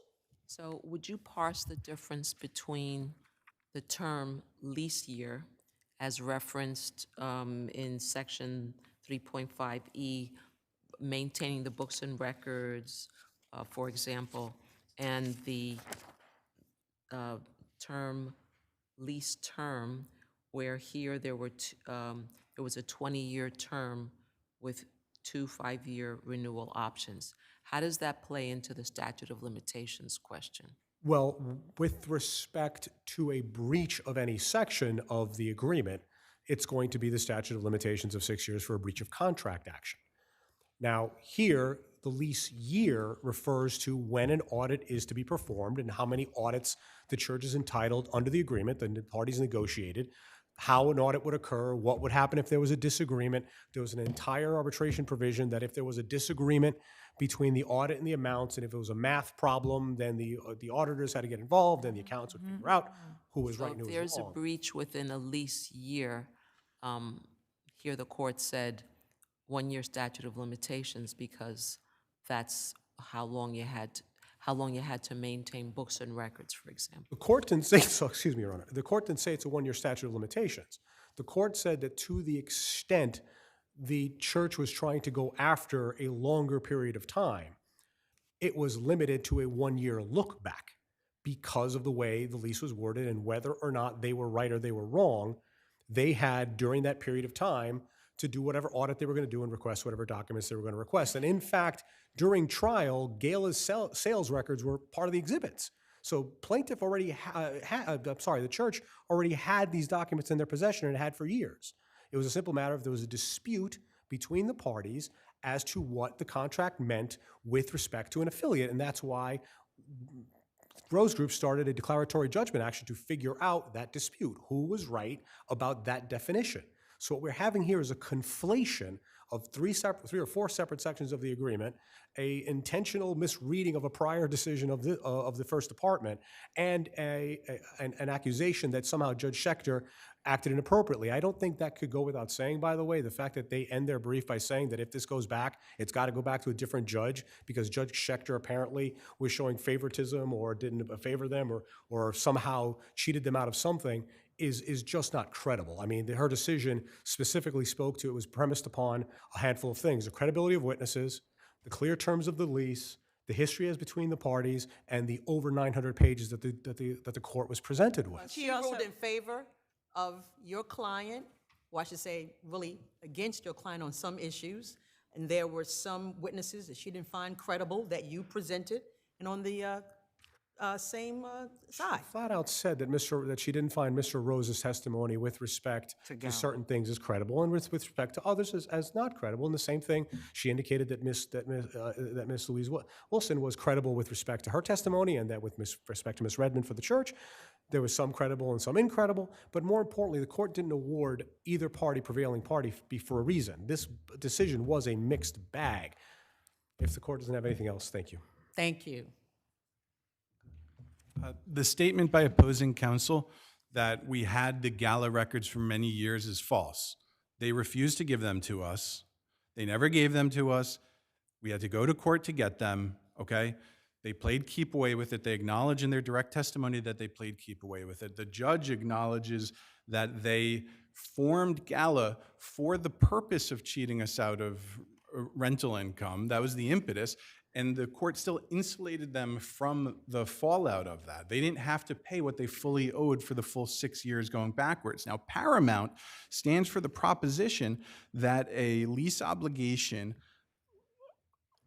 for a commercial tenant to hold on to its records for 3 years and for the landlord to commit and perform an audit within those 3 years cannot be conflated with intending to shorten the statute of limitations. That's directly what the lower court held in Paramount and what was affirmed on appeal here. And the exact same rationale applies here and the same outcome is warranted. There's no... You had said that you had asked for the records and they never gave it to you. Yes. The court found that that you had relied on a letter sent by its prior counsel in 2016, but then you didn't do anything for years to assert your audit rights. Well, that's not accurate. They did audits every year.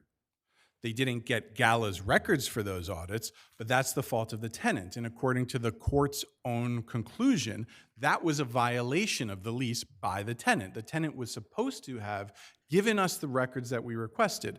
And if I may, there's a related issue with respect to payroll records. For many years, the tenant insisted, oh, payroll records are outside the scope of the audit obligation, okay? Lo and behold, when they need an expert, if I may briefly wrap this up, lo and behold, when they need an expert to tell them whether they properly deducted service charges from gross sales, what did they do? They gave payroll records to their expert who said, you know, you can't really analyze this without payroll records. So they're saying one thing to us, saying, oh, you don't need them. Realistically, they know that you do need them because of course you need them for this type of an audit. They're keeping them away from us anyway. That's deliberately trying to hinder our ability to do an audit. Their own expert witness said that that hindrance was effective, that it makes it more difficult and less reliable and to do an audit without the types of records that they were keeping away from us. And the court still gave us no remedy for years of what was a breach by the tenant. Every time the tenant withheld the records that we were asking for, that was a breach. That occurred year after year after year until this litigation. And yes, could the church have brought a lawsuit sooner? Yeah, it probably could have, but there's a statute of limitations and it's 6 years. It can't be shortened by implication. That's black letter law, and nothing in this lease directly shortens the limitations period. So you have to give us a recovery for the full 6 years. Thank you. Thank you. Doe v. Roman Catholic Archdiocese.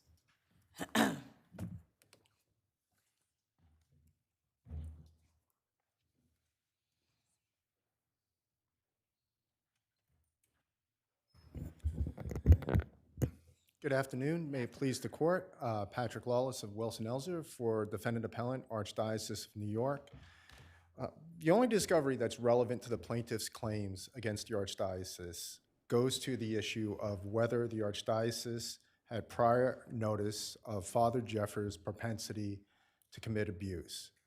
Nevertheless, If they have a policy of never investigating complaints concerning sexual abuse, you're saying that wouldn't be relevant to a complaint alleging negligent retention? that's not, it's not a policy. I don't think that's in the record, that they have a policy of never investigating. I think I think there are limited circumstances where this discovery may be relevant, and as found by... Maybe policy is the wrong word, pattern of not investigating. If there was a pattern of not investigating allegations of sexual abuse, wouldn't that be relevant to a claim of negligent retention? I don't think it goes to pattern and practice. I think what the purpose of this discovery sought by the plaintiff is to try to create some sort of general awareness, which isn't relevant to the issue. That's not what I understood their briefs to be arguing. Perhaps you could show where they talk about general awareness in their briefs? Well, I think they're saying they want to know the Archdiocese response, but the Archdiocese hasn't put how they respond to these allegations at issue in this case.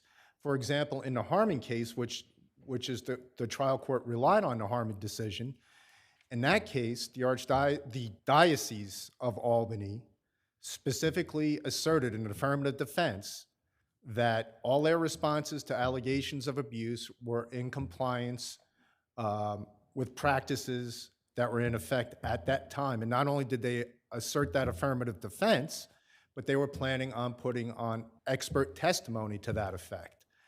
But in this case, there's no assertion of that type of affirmative defense. And this, how they responded to other allegations that are not connected in time and location to this particular allegation are not relevant. I don't understand why, you know, the issue about an affirmative defense, because really what the plaintiff is saying is, you know what, the Archdiocese had a practice, had a habit of, you know, retaining these priests, and wouldn't that be, well, let me say, why wouldn't that be relevant? Well, that's just a speculative, unsupported allegation, and that's not sufficient to justify the disclosure of this information, which again is not limited in time or location to the allegations in this case. Interesting, that's not what it says.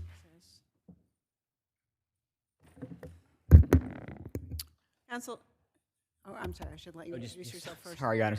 Good night, it's been a long day. Good evening, Guy DeAndrea from Laffey, Boosie, DeAndrea, Reich, and Ryan, on behalf of the Doe respondent plaintiff. Could you describe what allegations in your complaint, if any, that this discovery would have relevance to? Absolutely, Your Honor. It would have relevance to negligent hiring, negligent supervision, and negligent retention. And specifically negligent retention as it relates to the pattern and practice, and specifically counsel raises Harmon and fails to mention, with all due respect, that Harmon stands for two propositions. Yes, of course, the affirmative defense, but also the pattern and practice. And this is not speculative. This is not a fishing expedition. And this is very targeted. This particular diocese has a list and a dossier on 120 priests under their retention, showing the pattern and practice at least as it relates to those 120. And more specifically, what we know is that the priest in my particular case on behalf of my plaintiff, Father Jeffers, while he doesn't make this list, oddly, in the documents we do have, he's found to be substantiated as it relates to sexually assaulting 7 boys, including my client. But so what surprisingly, the engaged in once hearing about allegations of sexual abuse committed by the priests may be relevant to this case. 100%, Your Honor. And the idea that we didn't raise an affirmative defense, so when we go to trial and I put up the negligent retention, there's going to be no response from the Archdiocese. They're going to concede that in front of a jury. There's no way that's going to happen. They're going to have some kind of offense. They just got clever by not putting it as an affirmative defense in light of the first part of the Harmon decision. Yeah, because what you're saying is that this requested information, right, you know, is relevant. It can permit the inference that the Archdiocese, in fact, was aware and they were negligent by failing to act when they were confronted about the abuse. 100%, Your Honor. And it goes to not just their failure to act, what did they do? Did they shuffle priest A to parish B within the same diocese and fail to warn and continue to retain that priest? Did they alert the parents who send their unsuspecting boys to those churches, right? What did they do and what didn't they do? Also, what did they argue in their motion to vacate besides their disagreement with the court's order? That's it. I mean, that we're doing a fishing expedition, and they cite, well, that's not fair. I shouldn't be. They cite 2 cases, right? They cite Fox, I believe, and Roe. And both of those cases, they cite for the proposition that this is just a wild goose chase by a plaintiff's attorney to get information. The reality is, in those 2 cases, plaintiff's counsel, which wasn't myself, Your Honors, plaintiff's counsel asked for any and all documents from any and all time, from any and all possible people, lay people, priest, staff, essentially, of the diocese without anything targeted. There's no fishing expedition here. They have the documents already created, crafted, and curated that the Honorable Judge Krause has already gone through. There's no fishing expedition. The discovery's done. They're just not giving it over, right? They've already done it. Judge Krause didn't just review this once. Her Honor, oh, I'm sorry, I see my time's up. May I finish my point? Finish that sentence. Yeah, Her Honor reviewed this twice in camera and found that the information we're seeking is targeted, is specific, and is relevant, especially to the negligent retention claim. Thank you, Your Honors. Thank you for your time.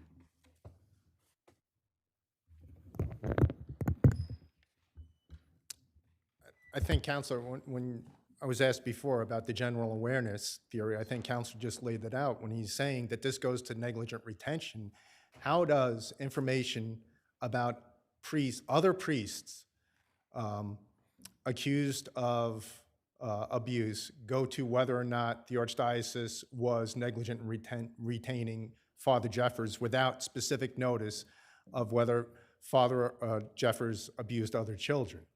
Because, I'm sorry, I don't understand your question. It seems to me that in their complaint, paragraph 18, paragraphs 52 to 60, paragraph 68 and 69, and I suspect there are more that I haven't yet gotten to, specifically raise the issue that your client has a pattern of not investigating complaints of sexual abuse and instead transferring those priests to other dioceses or to other schools, and that's extremely relevant to their theory.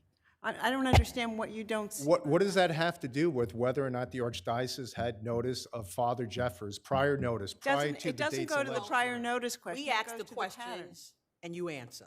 I'm sorry. We don't do it that way. I apologize. Okay. So could you answer my question, why that isn't relevant to the question of negligent retention?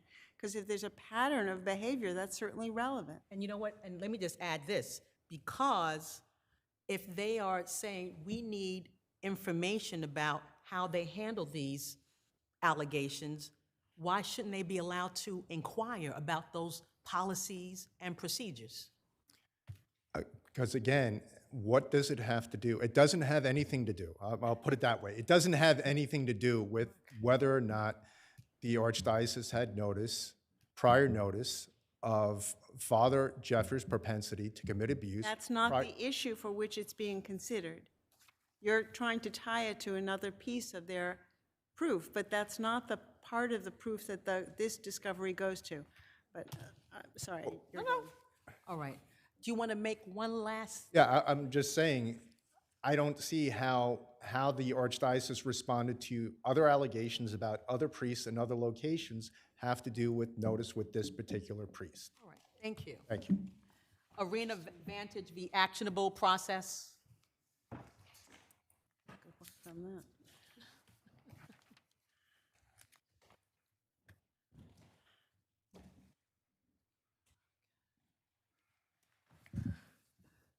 Just give me 1 second.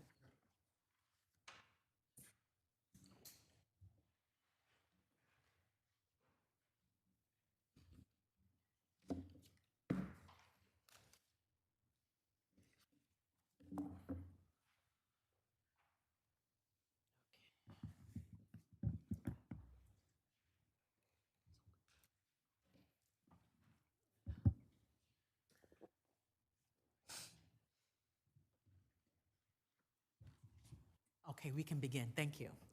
Thank you, Justice Kennedy, and may it please the court.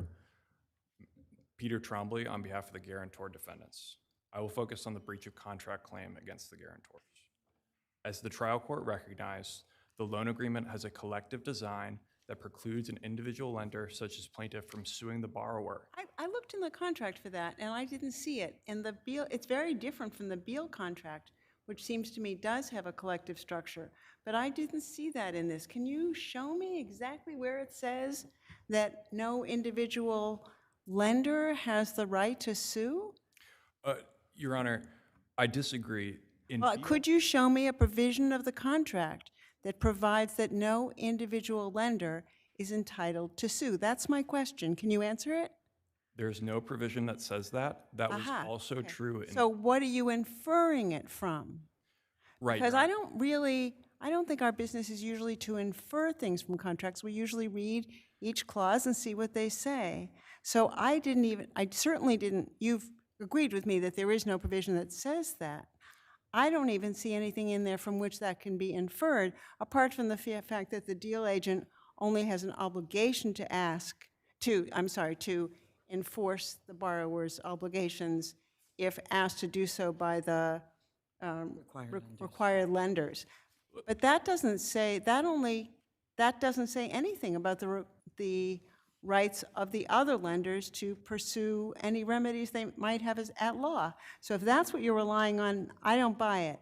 Apart from that, is there anything you're relying on? Well, I want to direct Your Honor to Beal, because what Beal... No, I think it's different from Beal. I want to know, if you show me what provision in the Beal contract provides that, I agree that it's in their contract, but I don't see a comparable provision in this contract. Your Honor, in Beal, there was no provision that said a lender cannot enforce the keep well agreement in that case. But the structure of it required something different, and the structure here doesn't require something different from that. I disagree, Your Honor. Let's start with section 9.1c. That's at record page 174 and 175. There, in the last sentence of that provision, it says the deal agent shall take such action with respect to such event of default as may be requested by the required lenders, or as the deal agent shall deem advisable. I'm familiar with that provision. That doesn't say or imply that no individual small lender can't bring an action. Your Honor, that's where Beal started, is with a very similar provision in section 8.3 of the Beal agreement that said that enforcement power in that case was with the deal agent subject to the instruction of the required lenders. In that case, in Beal, it was an administrative agent. Here, we have the only party that it's specified who responds to events of default is the deal agent. That's the beginning of Beal's analysis, looking to the whole text of the contract to see who has enforcement authority and whether there's a collective design in this contract. My recollection is that the Beal contract made the deal agent's authority to do that exclusive. I don't think there's or it created a structure that resulted in that. I don't think there's something comparable here. Your Honor, if you allow me, I'd like to walk through some Sure. provisions that are very similar to Also, I'm sorry, but in Beal, the agreement provided that the sponsors guaranteed payment of the accelerated amount to the administrative agents for the benefits of the lenders. We don't have that here. Yes, Your Honor, we don't have it paid to the administrative agent. We have that payment obligation goes to the lenders in section 10.1.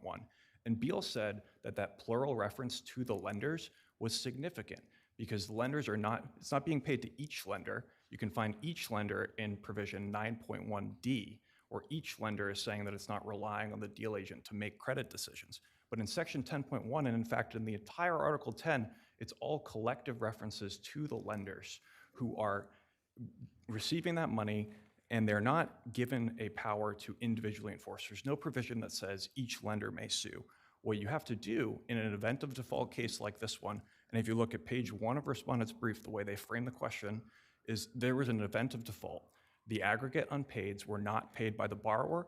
They're now proceeding against the guarantors. What do you do in the event of a default under this contract? You look to section 9.1c. Who has the power to act? The deal agent does. If it deems it appropriate. That's very different from having an authority to act if in fact the lenders are being harmed. It's up to them whether they think it's a problem. That might be a question for my colleague representing the deal agent, but as far as how the structure of this contract works, that's a permissible collective action scheme that parties can agree to in advance where they would like to be in a situation where the majority is going to rule. There's not going to be an individual lender who's allowed to enforce when others... Where is that in the contract? That an individual lender can't, where is that in this contract? Your Honor, there's no provision that says an individual lender cannot enforce. I would look at 332 of the Beal decision, which says that there's no provision that says that, but we would expect, if they meant it, the parties would have said that an individual lender can enforce. In fact, it creates a presumption in our client's favor that we expect that when you have collective design provisions like this, which not only include collective references to lenders, but also a sharing provision that ensures that every dollar that goes to one lender must be shared pro rata with the rest of the lenders. Let's move away from Bill. Let's assume that we don't agree with you, and we'll move away. So tell me, where in Section 9, because you talked about Section 9, references the guarantee at all? Where in Section 9? Your Honor, I know that you said to move away from Beal. No, because we are going to move. We've moved away. That ship has sailed.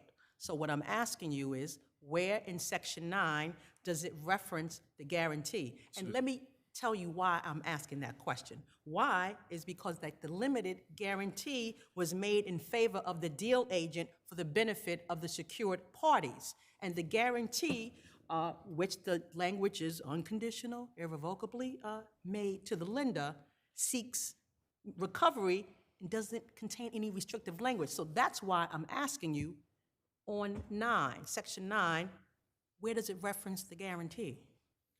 Your Honor, it does not refer to the guarantee. Right. Let me explain the difference between the limited guarantee. Oh, no, I don't need an explanation. I know what it means. So you've answered my question, that there is no language that specifically allows the deal agent the authority to enforce the guarantee. It doesn't refer to the guarantee in so many words. What it refers to is each secured party appointing the deal agent as its agent to enable them to exercise or enforce any of their respective rights hereunder. I need to supply a couple of definitions to explain how that works. Secured parties, page 102 of the record, refers to each lender and the deal agent. Hereunder refers to this agreement, and if you want to know that it refers to this agreement, you can look to the clause before the one I quoted that says enforce any of their respective rights hereunder, and see that it refers to a security interest granted hereunder. That security interest is in section 3.1b. We're talking about rights under the agreement. In this case, the guarantee in Article 10 is part of the agreement. To the extent that lenders have rights as to that guarantee, they appointed the deal agent to enforce them. And we think that that makes sense under this contract because in this case, there's not a meaningful distinction between the borrower and the guarantors because under section 5.1L, every guarantor becomes a borrower party. That has significance because the guarantors are granting the same security interest in all of their collateral that the borrower is granting. Counsel, I'm now going to hear from the other appellant. Thank you. Thank you, Your Honor. Thank you and good afternoon. Jack Yaskowitz for defendant co-venture Vantage Credit Opportunities GP, the deal agent under the amended loan agreement. And we're appealing the denial of the motion to dismiss for breach of contract and for breach of implied covenant of good faith and fair dealing. The allegations in the complaint are insufficient as to a claim against the deal agent because plaintiff appellee Arena can claim no action or inaction by the deal agent that would have it in breach of the loan agreement. The loan agreement specifically provides a high standard for a claim against the deal agent. Arena must sufficiently plead that the deal agent engaged in willful misconduct or gross negligence. The allegations in the complaint simply state that the deal agent took no action that Arena, a minority lender, wanted it to take. Under section 9.1c, as we've all heard already, the deal agent only has to take action as may be requested by the required lenders, or as the deal agent shall deem advisable or in the best interest. And 9.1b says that the deal agent is not liable to any secured party by any action taken or omitted to be taken by its own gross negligence or willful, except for its own gross negligence or willful misconduct. The loan agreement also has a provision that there are no implied rights or provisions here. Arena does not allege that the required lenders directed enforcement or that the deal agent deemed enforcement advisable and failed to act. Can I ask you, what is your position as to whether an individual lender, not one of the required lenders, has a right to sue for any reason. Yeah, I understand the court's position here. I don't have a position. I'm asking you a The question. deal agent agrees with the guarantors here. We believe this is a collective action. I think it would be, And can you show me what in the contract makes it that? yes. I'm looking at the contract. I don't understand. It's the fact, if you go line by line, the secured lenders are giving authority, But not exclusive authority. not exclusive authority. So if they're giving authority, but it's not exclusive authority, then why don't they have the right to act alone? Because I think under Beal, you can look at the collective design of this entire agreement, and it would be chaos, as it kind of is. I'm not concerned about what it would be if the contract were enforced. I'm trying to figure out what provision of the contract gets you and your colleague where you want to go, which is what bars a small lender, not small, I mean, A minority nobody lender, here, a minority lender yeah, would be a better name, from the right to sue. There's nothing specifically that prevents them. Thank you. I'll end here unless there's other questions. I mean, I didn't have a lot. Okay. Thank you very much, though. Appreciate it. Please the court, Ed Flanders for the plaintiff respondent arena. I found the discussion with respect to Beal and what the loan agreement here says to be very instructive and informative. So first off, the agreement, as Justice Kennedy pointed out, nothing mentions the guarantee. It talks about the collateral. The collateral, though, the guarantee isn't defined as collateral. Section 7.2, enforcement of remedies, talks all about what the deal agent can do with respect to the collateral, doesn't mention the guarantee. You go to Section 10 that talks about the guarantees, no mention of the deal agent whatsoever. You contrast that to the limited guarantee, like Justice Kennedy did, which shows that they knew exactly how to delegate the authority to the deal agent to enforce a guarantee. That they said that it would be, quote, in favor of the deal agent for the benefit of the secured parties. And it provided that payment on the limited guarantee had to be made to the deal agent. So they knew how to do it. They just didn't do it here. Now, Beal, right, you look at the language of the credit agreement in Beal. The language in the credit agreement, the plaintiffs were trying to enforce the Keep Well agreement, which would require sponsors to be like guarantors, right? And the Court of Appeals carefully parsed the language in the credit agreement. Section 8.3 of the credit agreement only provided that the administrative agent was authorized to recover judgment on the Keep Well agreement, the very agreement that was being sued on. Section 4 of the Keep Well agreement provided that the sponsors guarantee and agree to pay the administrative agent. That simply does not exist here. And the Court of Appeals was very clear. It concluded that based on the explicit language of the agreement, as well as the provisions read as a whole, the parties intended for collective action. That simply is not the case here. Counsel, can you address the implied covenant, the breach of the implied covenant of, fair dealing? It's late, so forgive me, because, counsel's saying it's duplicative. So can you address that? Yeah, so I think that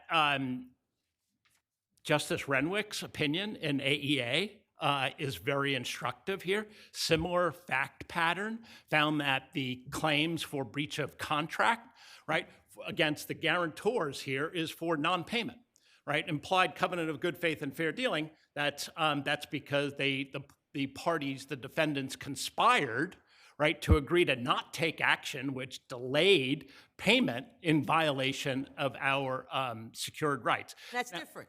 Pardon? I said, and that's different. That is completely different, as Justice Renwick said. And the fact that that they have an exculpatory provision that says that they're not liable except for gross negligence or willful misconduct, right? Well, I can't imagine more of a reckless indifference to Arena's rights than conspiring to not take enforcement action to deprive us of the benefit of our agreement, which was that there could be no delay in payment.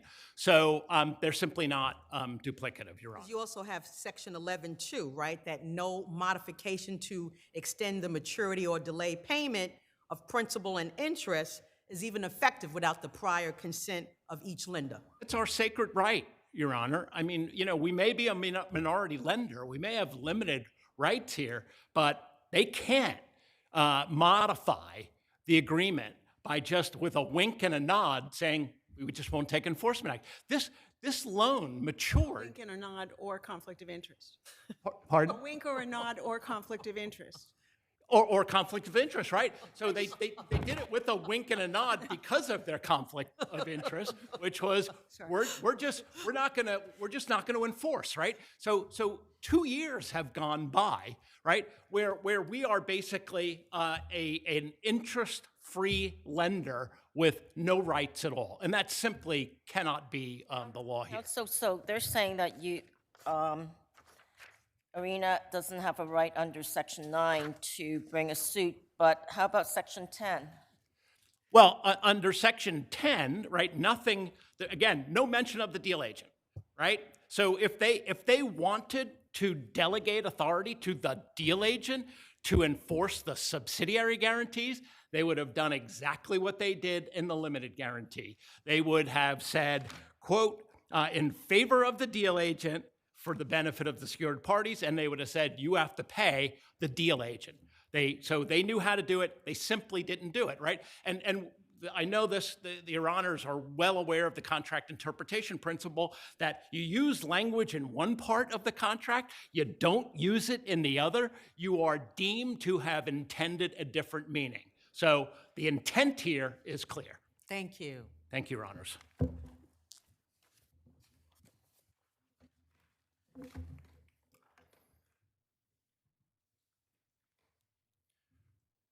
May it please the court, Peter Tremblay, I want to make 3 points. My friend on the other side emphasized the difference between enforcement as to collateral and enforcement of the guarantee. But here, all roads lead the same place. So if you look at section 5.1L, 146 and 147 of the record, you see that the security interest in collateral is granted to secure the prompt and complete payment and performance in full when due of the aggregate unpaids and the guarantee set forth in Article 10. So the point of the security interest and the enforcement rights as to collateral are to ensure that the guarantee is paid. Then if you look at section 2.5, subsection 8, you see that collections, which are the proceeds of collateral, the deal agent's required to distribute those to their lenders pro rata until their advances are satisfied and interest is satisfied. So the reason why the deal agent is given that undisputed individual right to enforce as to collateral is to ensure payment of the aggregate unpaids that are the subject of the guarantee. It doesn't make any sense to give an individual lender a right that competes with the deal agent's enforcement remedy.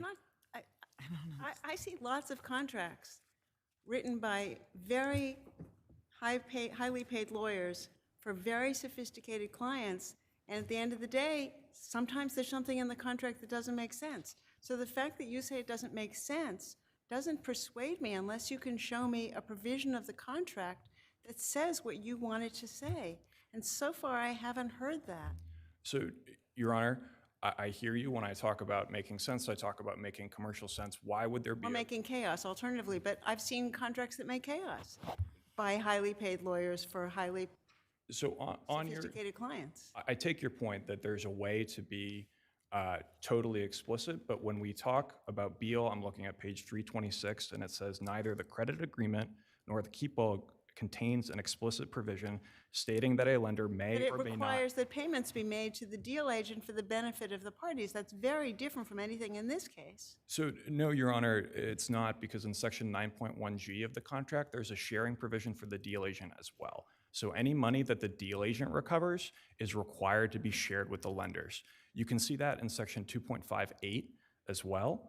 2.58 is at page 118 of the record. That says that after the termination date, money that's paid to the deal agent, that is the proceeds of collateral, those collections, has to be distributed to the lender's pro rata. So we would say that these provisions, while they're not a one-to-one match with Beal, are creating the same collective action scheme that is in Beal. I want to make Counsel, I'm now going to hear from the other attorney. Thank you. Your Honor. Thank you for the opportunity, Your Honor. I'm going to address Your Honor's question about the breach of implied covenant in good faith. The only allegation in the complaint is upon information and belief that there was a protocol between the borrower, who is not affiliated with the deal agent at all, to not take action. That is exactly the same foundation on the breach of contract and the breach of implied covenant. So it's the same exact allegations supporting both claims, and we both think they're insufficient as a matter of law under the contract. AEA case, which Arena relies on heavily, is a completely different case. There's allegations of a full agreement and action by the lender in that case and the administrative agent taking a specific action that takes away the pro rata share by a restructuring agreement. We don't have that here at all. Isn't aren't the allegations about the conduct of the deal? Deal agent, Your Honor. Yes. No, the allegation is upon information and belief there was a protocol to take no action. That's not sustainable under a contract where you have to show willful misconduct or gross negligence. And it's completely different than AEA. Again, where there's here, I understand the argument about section 11.2, but here, Arena didn't lose its rights. And it was treated no differently than any other lender. Right? The deal agent represents the required lenders. Arena knew that going in. It knew about whatever conflicts it talks about now. Justice Reed held that in the first case when he dismissed their original complaint. They knew what they were getting into. Just because there are different equity and debt stakes doesn't make it recklessness. Thank you. Thank you so much. Anderson v. Artemis Construction.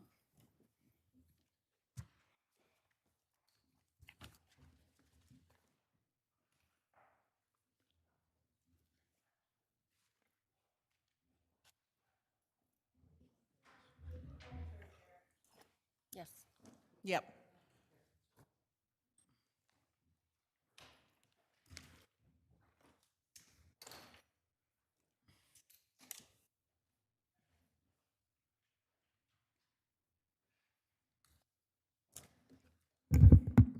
Good afternoon. May it please the court. My name is Belina Anderson. I am the plaintiff appellant.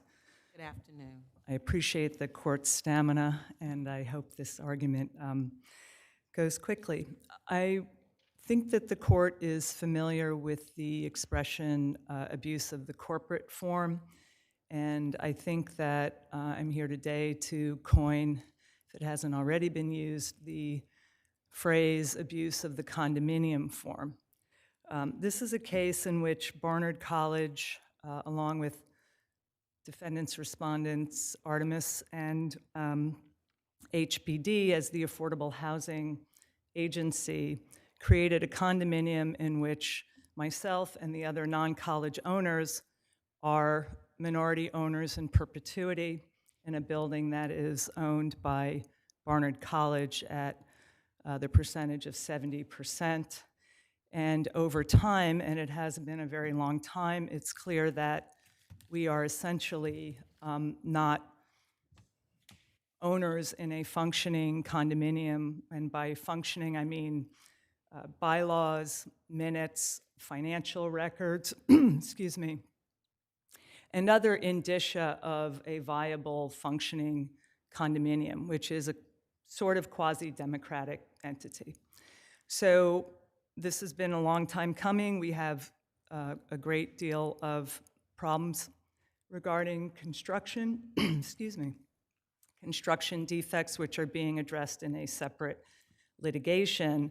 But in the meantime, myself and the other non-college owners await the day that those chickens come home to roost, and we are going to have to pay for those defects to be remediated. And in the meantime, Barnard College and the other defendant respondents suggest that the fact that they've started this pending litigation for construction defects somehow excuses the delay in actually starting to fix the building, which is eroding over time because of these defects. I also would suggest that this case is an opportunity to render a decision along the trend of the legislature and the Congress to recognize that the emerging form of home ownership in this country is common interest communities, and the condominium form is subject, sorry, I have a dry throat, subject to abuse in a lot of instances. And so the Congress has passed the Condominium Abuse Reform Act, and the legislature has also helped to provide statutory remedies.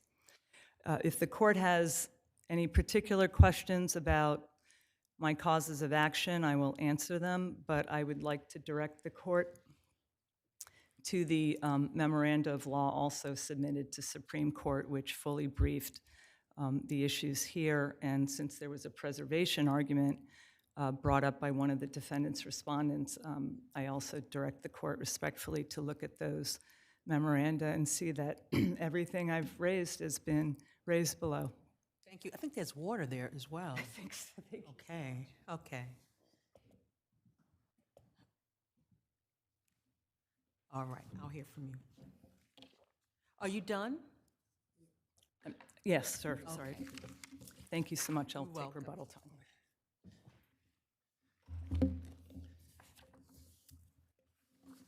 Thank you, Your Honors. May it please the court, my name is Stephen Kaplan from the law firm of Rosenfeld and Kaplan, and I'm going to use up all my time telling you who I appear for, but I am appearing for the defendants, respondents, Barnard College, the Board of Trustees of Barnard College, the College Association of the Cathedral Garden Condominium, the Board of Managers of the College Association of the Cathedral Garden Condominium, and the Dormitory Authority of the State of New York. What Ms. Anderson doesn't seem to understand is there is a structure to this condominium. There is a college section, the 47 units owned by Barnard College, which elects its own board, and that board then elects its representatives to the master board or joint board. And there are the 25 non-college condominium owners who elect their own representation to their own board, which then that board selects 2 members of the master board.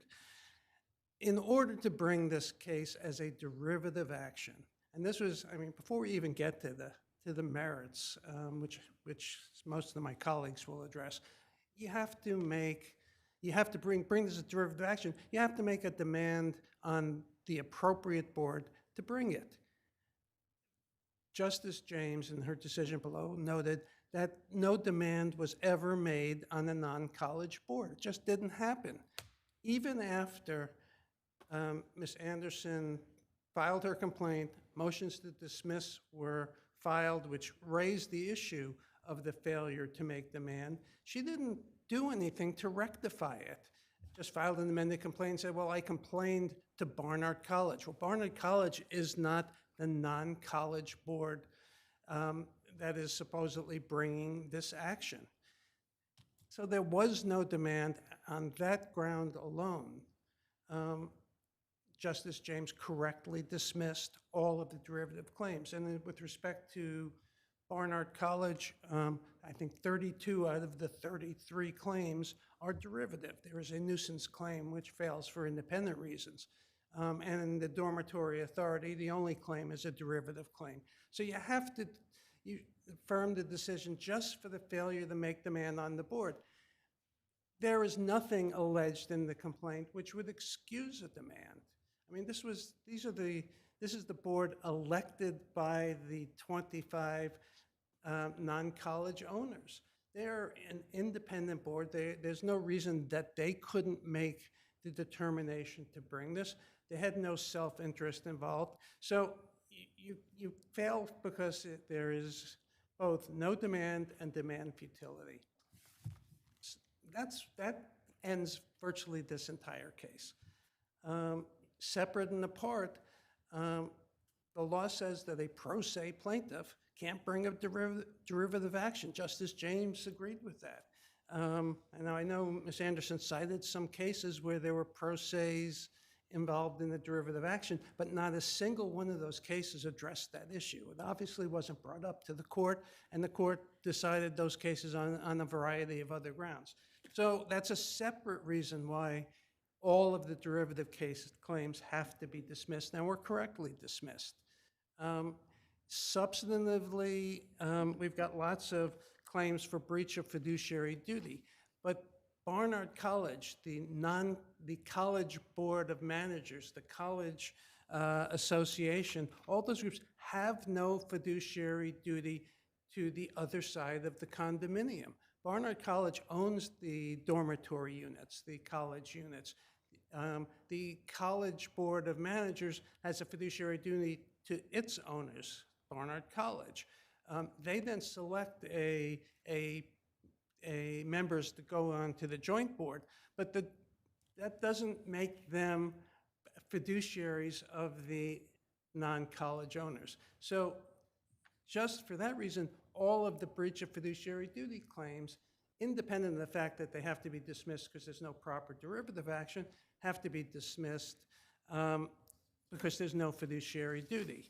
Substantively, I'll let my colleagues address why each of those fiduciary duty claims and the fiduciary duty claims generally are substantively improper. You also have a lot of declaratory judgment claims, but as we all know from years of experience, a declaratory judgment has to be an actual, real case in controversy. And here, these are 100% academic questions. So all of those claims need to be dismissed. And that goes with respect to the dormitory authority, the single claim. It's asking for declaratory judgment that if they declare a default and if they go after Barnard for a repayment of the bonds, that the non-college owners won't be held responsible. But that's never happened. So there's no basis for that. Your Honors, unless you have any questions, I'm going to cede to my colleagues. Thank you. Thank you. Good afternoon, Your Honor. May I please the court? My name is Gui Ting Lu. I represent the Joint Board, the Board of Managers of Cathedral Garden Condominiums Association. So I would like to address the substantive claims in Ms. Anderson's appeal brief and her complaint. The first is we respectfully submitted that the business judgment rule bars all breach of fiduciary claims in her brief. The courts will not second-guess a condominium's board's management decision absent fraud, self-dealing, or unconscionability. In Ms. Anderson's brief and her amended complaint, she alleges none of these elements. Her 20-plus causes of actions challenge routine management decisions of the Joint Board and the College Board, such as failure to obtain the insurance, mishandling of construction litigation strategy, and allocation, the proportion allocated to the common charges, and also the timing of ventilation systems repairs. Courts have consistently held that such decisions are protected by business judgment rule because it is not concerning ultra vires or acted in bad faith. And also, appellants claim that the Joint Board failed to act responsively is also contradicted by the record. The Joint Board has actively responded to Ms. Anderson's request, including the Joint Board started the litigation against the sponsors and contractors for the alleged construction defects in 2009.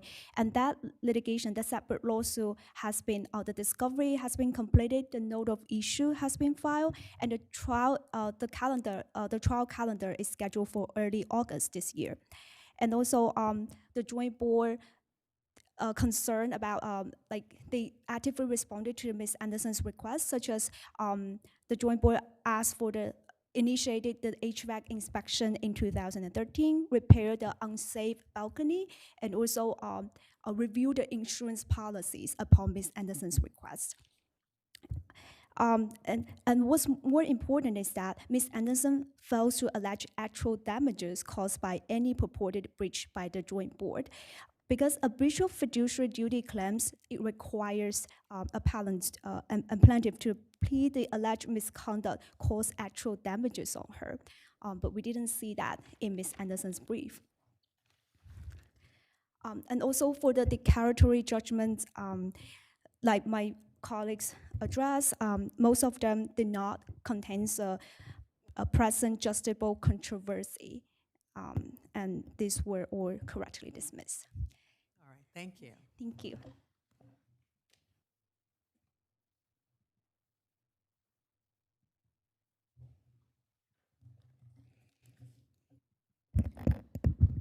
Good afternoon, Your Honors. May it please the court. My name is Megan Rowe from Herrick Feinstein on behalf of defendants respondents Artemis Construction and 110th Street Equities, LLC. As you've heard, this complaint stems from a lot of frustration, largely with the various condominium boards at this property and also with my clients related to alleged construction defects. There's two claims against my client. They are both declaratory judgment claims. They're a little bit different because they stem from alleged breaches of contract. These are contracts that appellant is not a party to, and the claims in some argue that if separate plaintiffs in separate pending actions are successful, then a breach of these contracts has occurred, and then appellant is entitled to recoupment of a taxpayer subsidy from the city to the sponsor defendant. If it sounds tangential, that's because it is. To go backwards with our two claims, the second cause of action is the derivative claim against my clients, and we adopt the arguments made by the condominium boards that these were properly dismissed because appellant confused her direct and derivative claims and because demand and futility were not sufficiently alleged in the complaint. With respect to the first cause of action, which is the direct breach of contract claim against my clients, while these points also apply to the second cause of action, the court properly dismissed these claims, again, for the same reasons raised by the board defendants, is that there's just not a proper basis for declaratory judgment here. There's not a present controversy for the court to decide because these claims hinge on a particular resolution in pending litigation, which is presently outside of the party's control. It may never happen, depending if we win in those cases, there's no claim here. If there's a settlement, there's no claim. Depending how the decisions shake out, there's going to be no claim. And then separate from these points, which you can affirm on these grounds alone, we do refer in our briefs to a number of other bases for dismissing appellant's claims against the Artemis defendants. The court below didn't need to get to it, but to the extent that the court here feels the need to go past the original decision, we refer to our briefs on some other bases as well. Thank you. Thank you. I plead with the court to look at the pleadings. I'm not going to go over my arguments which addressed all of those issues. I'll just make a couple of notes. The non-college board does not have control over the common elements in the building, which are those elements jointly owned by all of the owners. So there's the 25 non-college unit owners and then Barnard College. The non-college board is a sideshow. It doesn't have the ability to retain a contractor. The non-college board can't fix what's most broken in the building. So to tell the court that I or the other non-college unit owners should go to their own board to stop the leaks that are coming from the facade is just, it's just not how it's structured. The college board referred to before is beyond the reach or explanation of the offering plan. It's Barnard College. The master board, and I refer to it as the master board because it has 3 Barnard officials or administrators who sit on that 5-member board, and they are the ones who basically can control the condominium. And so, again, the demands, et cetera, were sent to the place that the board, the entity that could fix the problems in the building. Otherwise, the non-college board essentially has a responsibility for its own lobby, maybe the carpeting outside of our apartments. The other issue is futility and impossibility.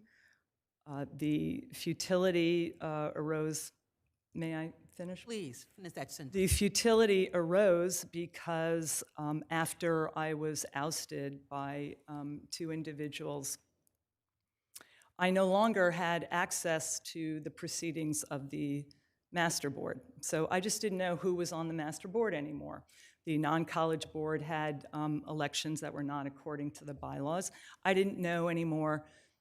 Essentially, it was retaliatory because I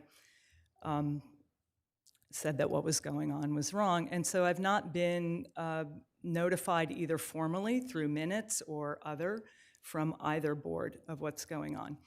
And so the impossibility is I can't go and serve a demand on anybody when I don't know who the master board president is. I don't know who the non-college board members are, excuse me. I think I knew at a certain time, and my relations with my neighbors are just fine, despite what my defendant respondents say here. We certainly have your brief, all of your briefs, and we will, further read and consider all of the arguments presented. Thank you and have a good evening. Thank you for your stamina.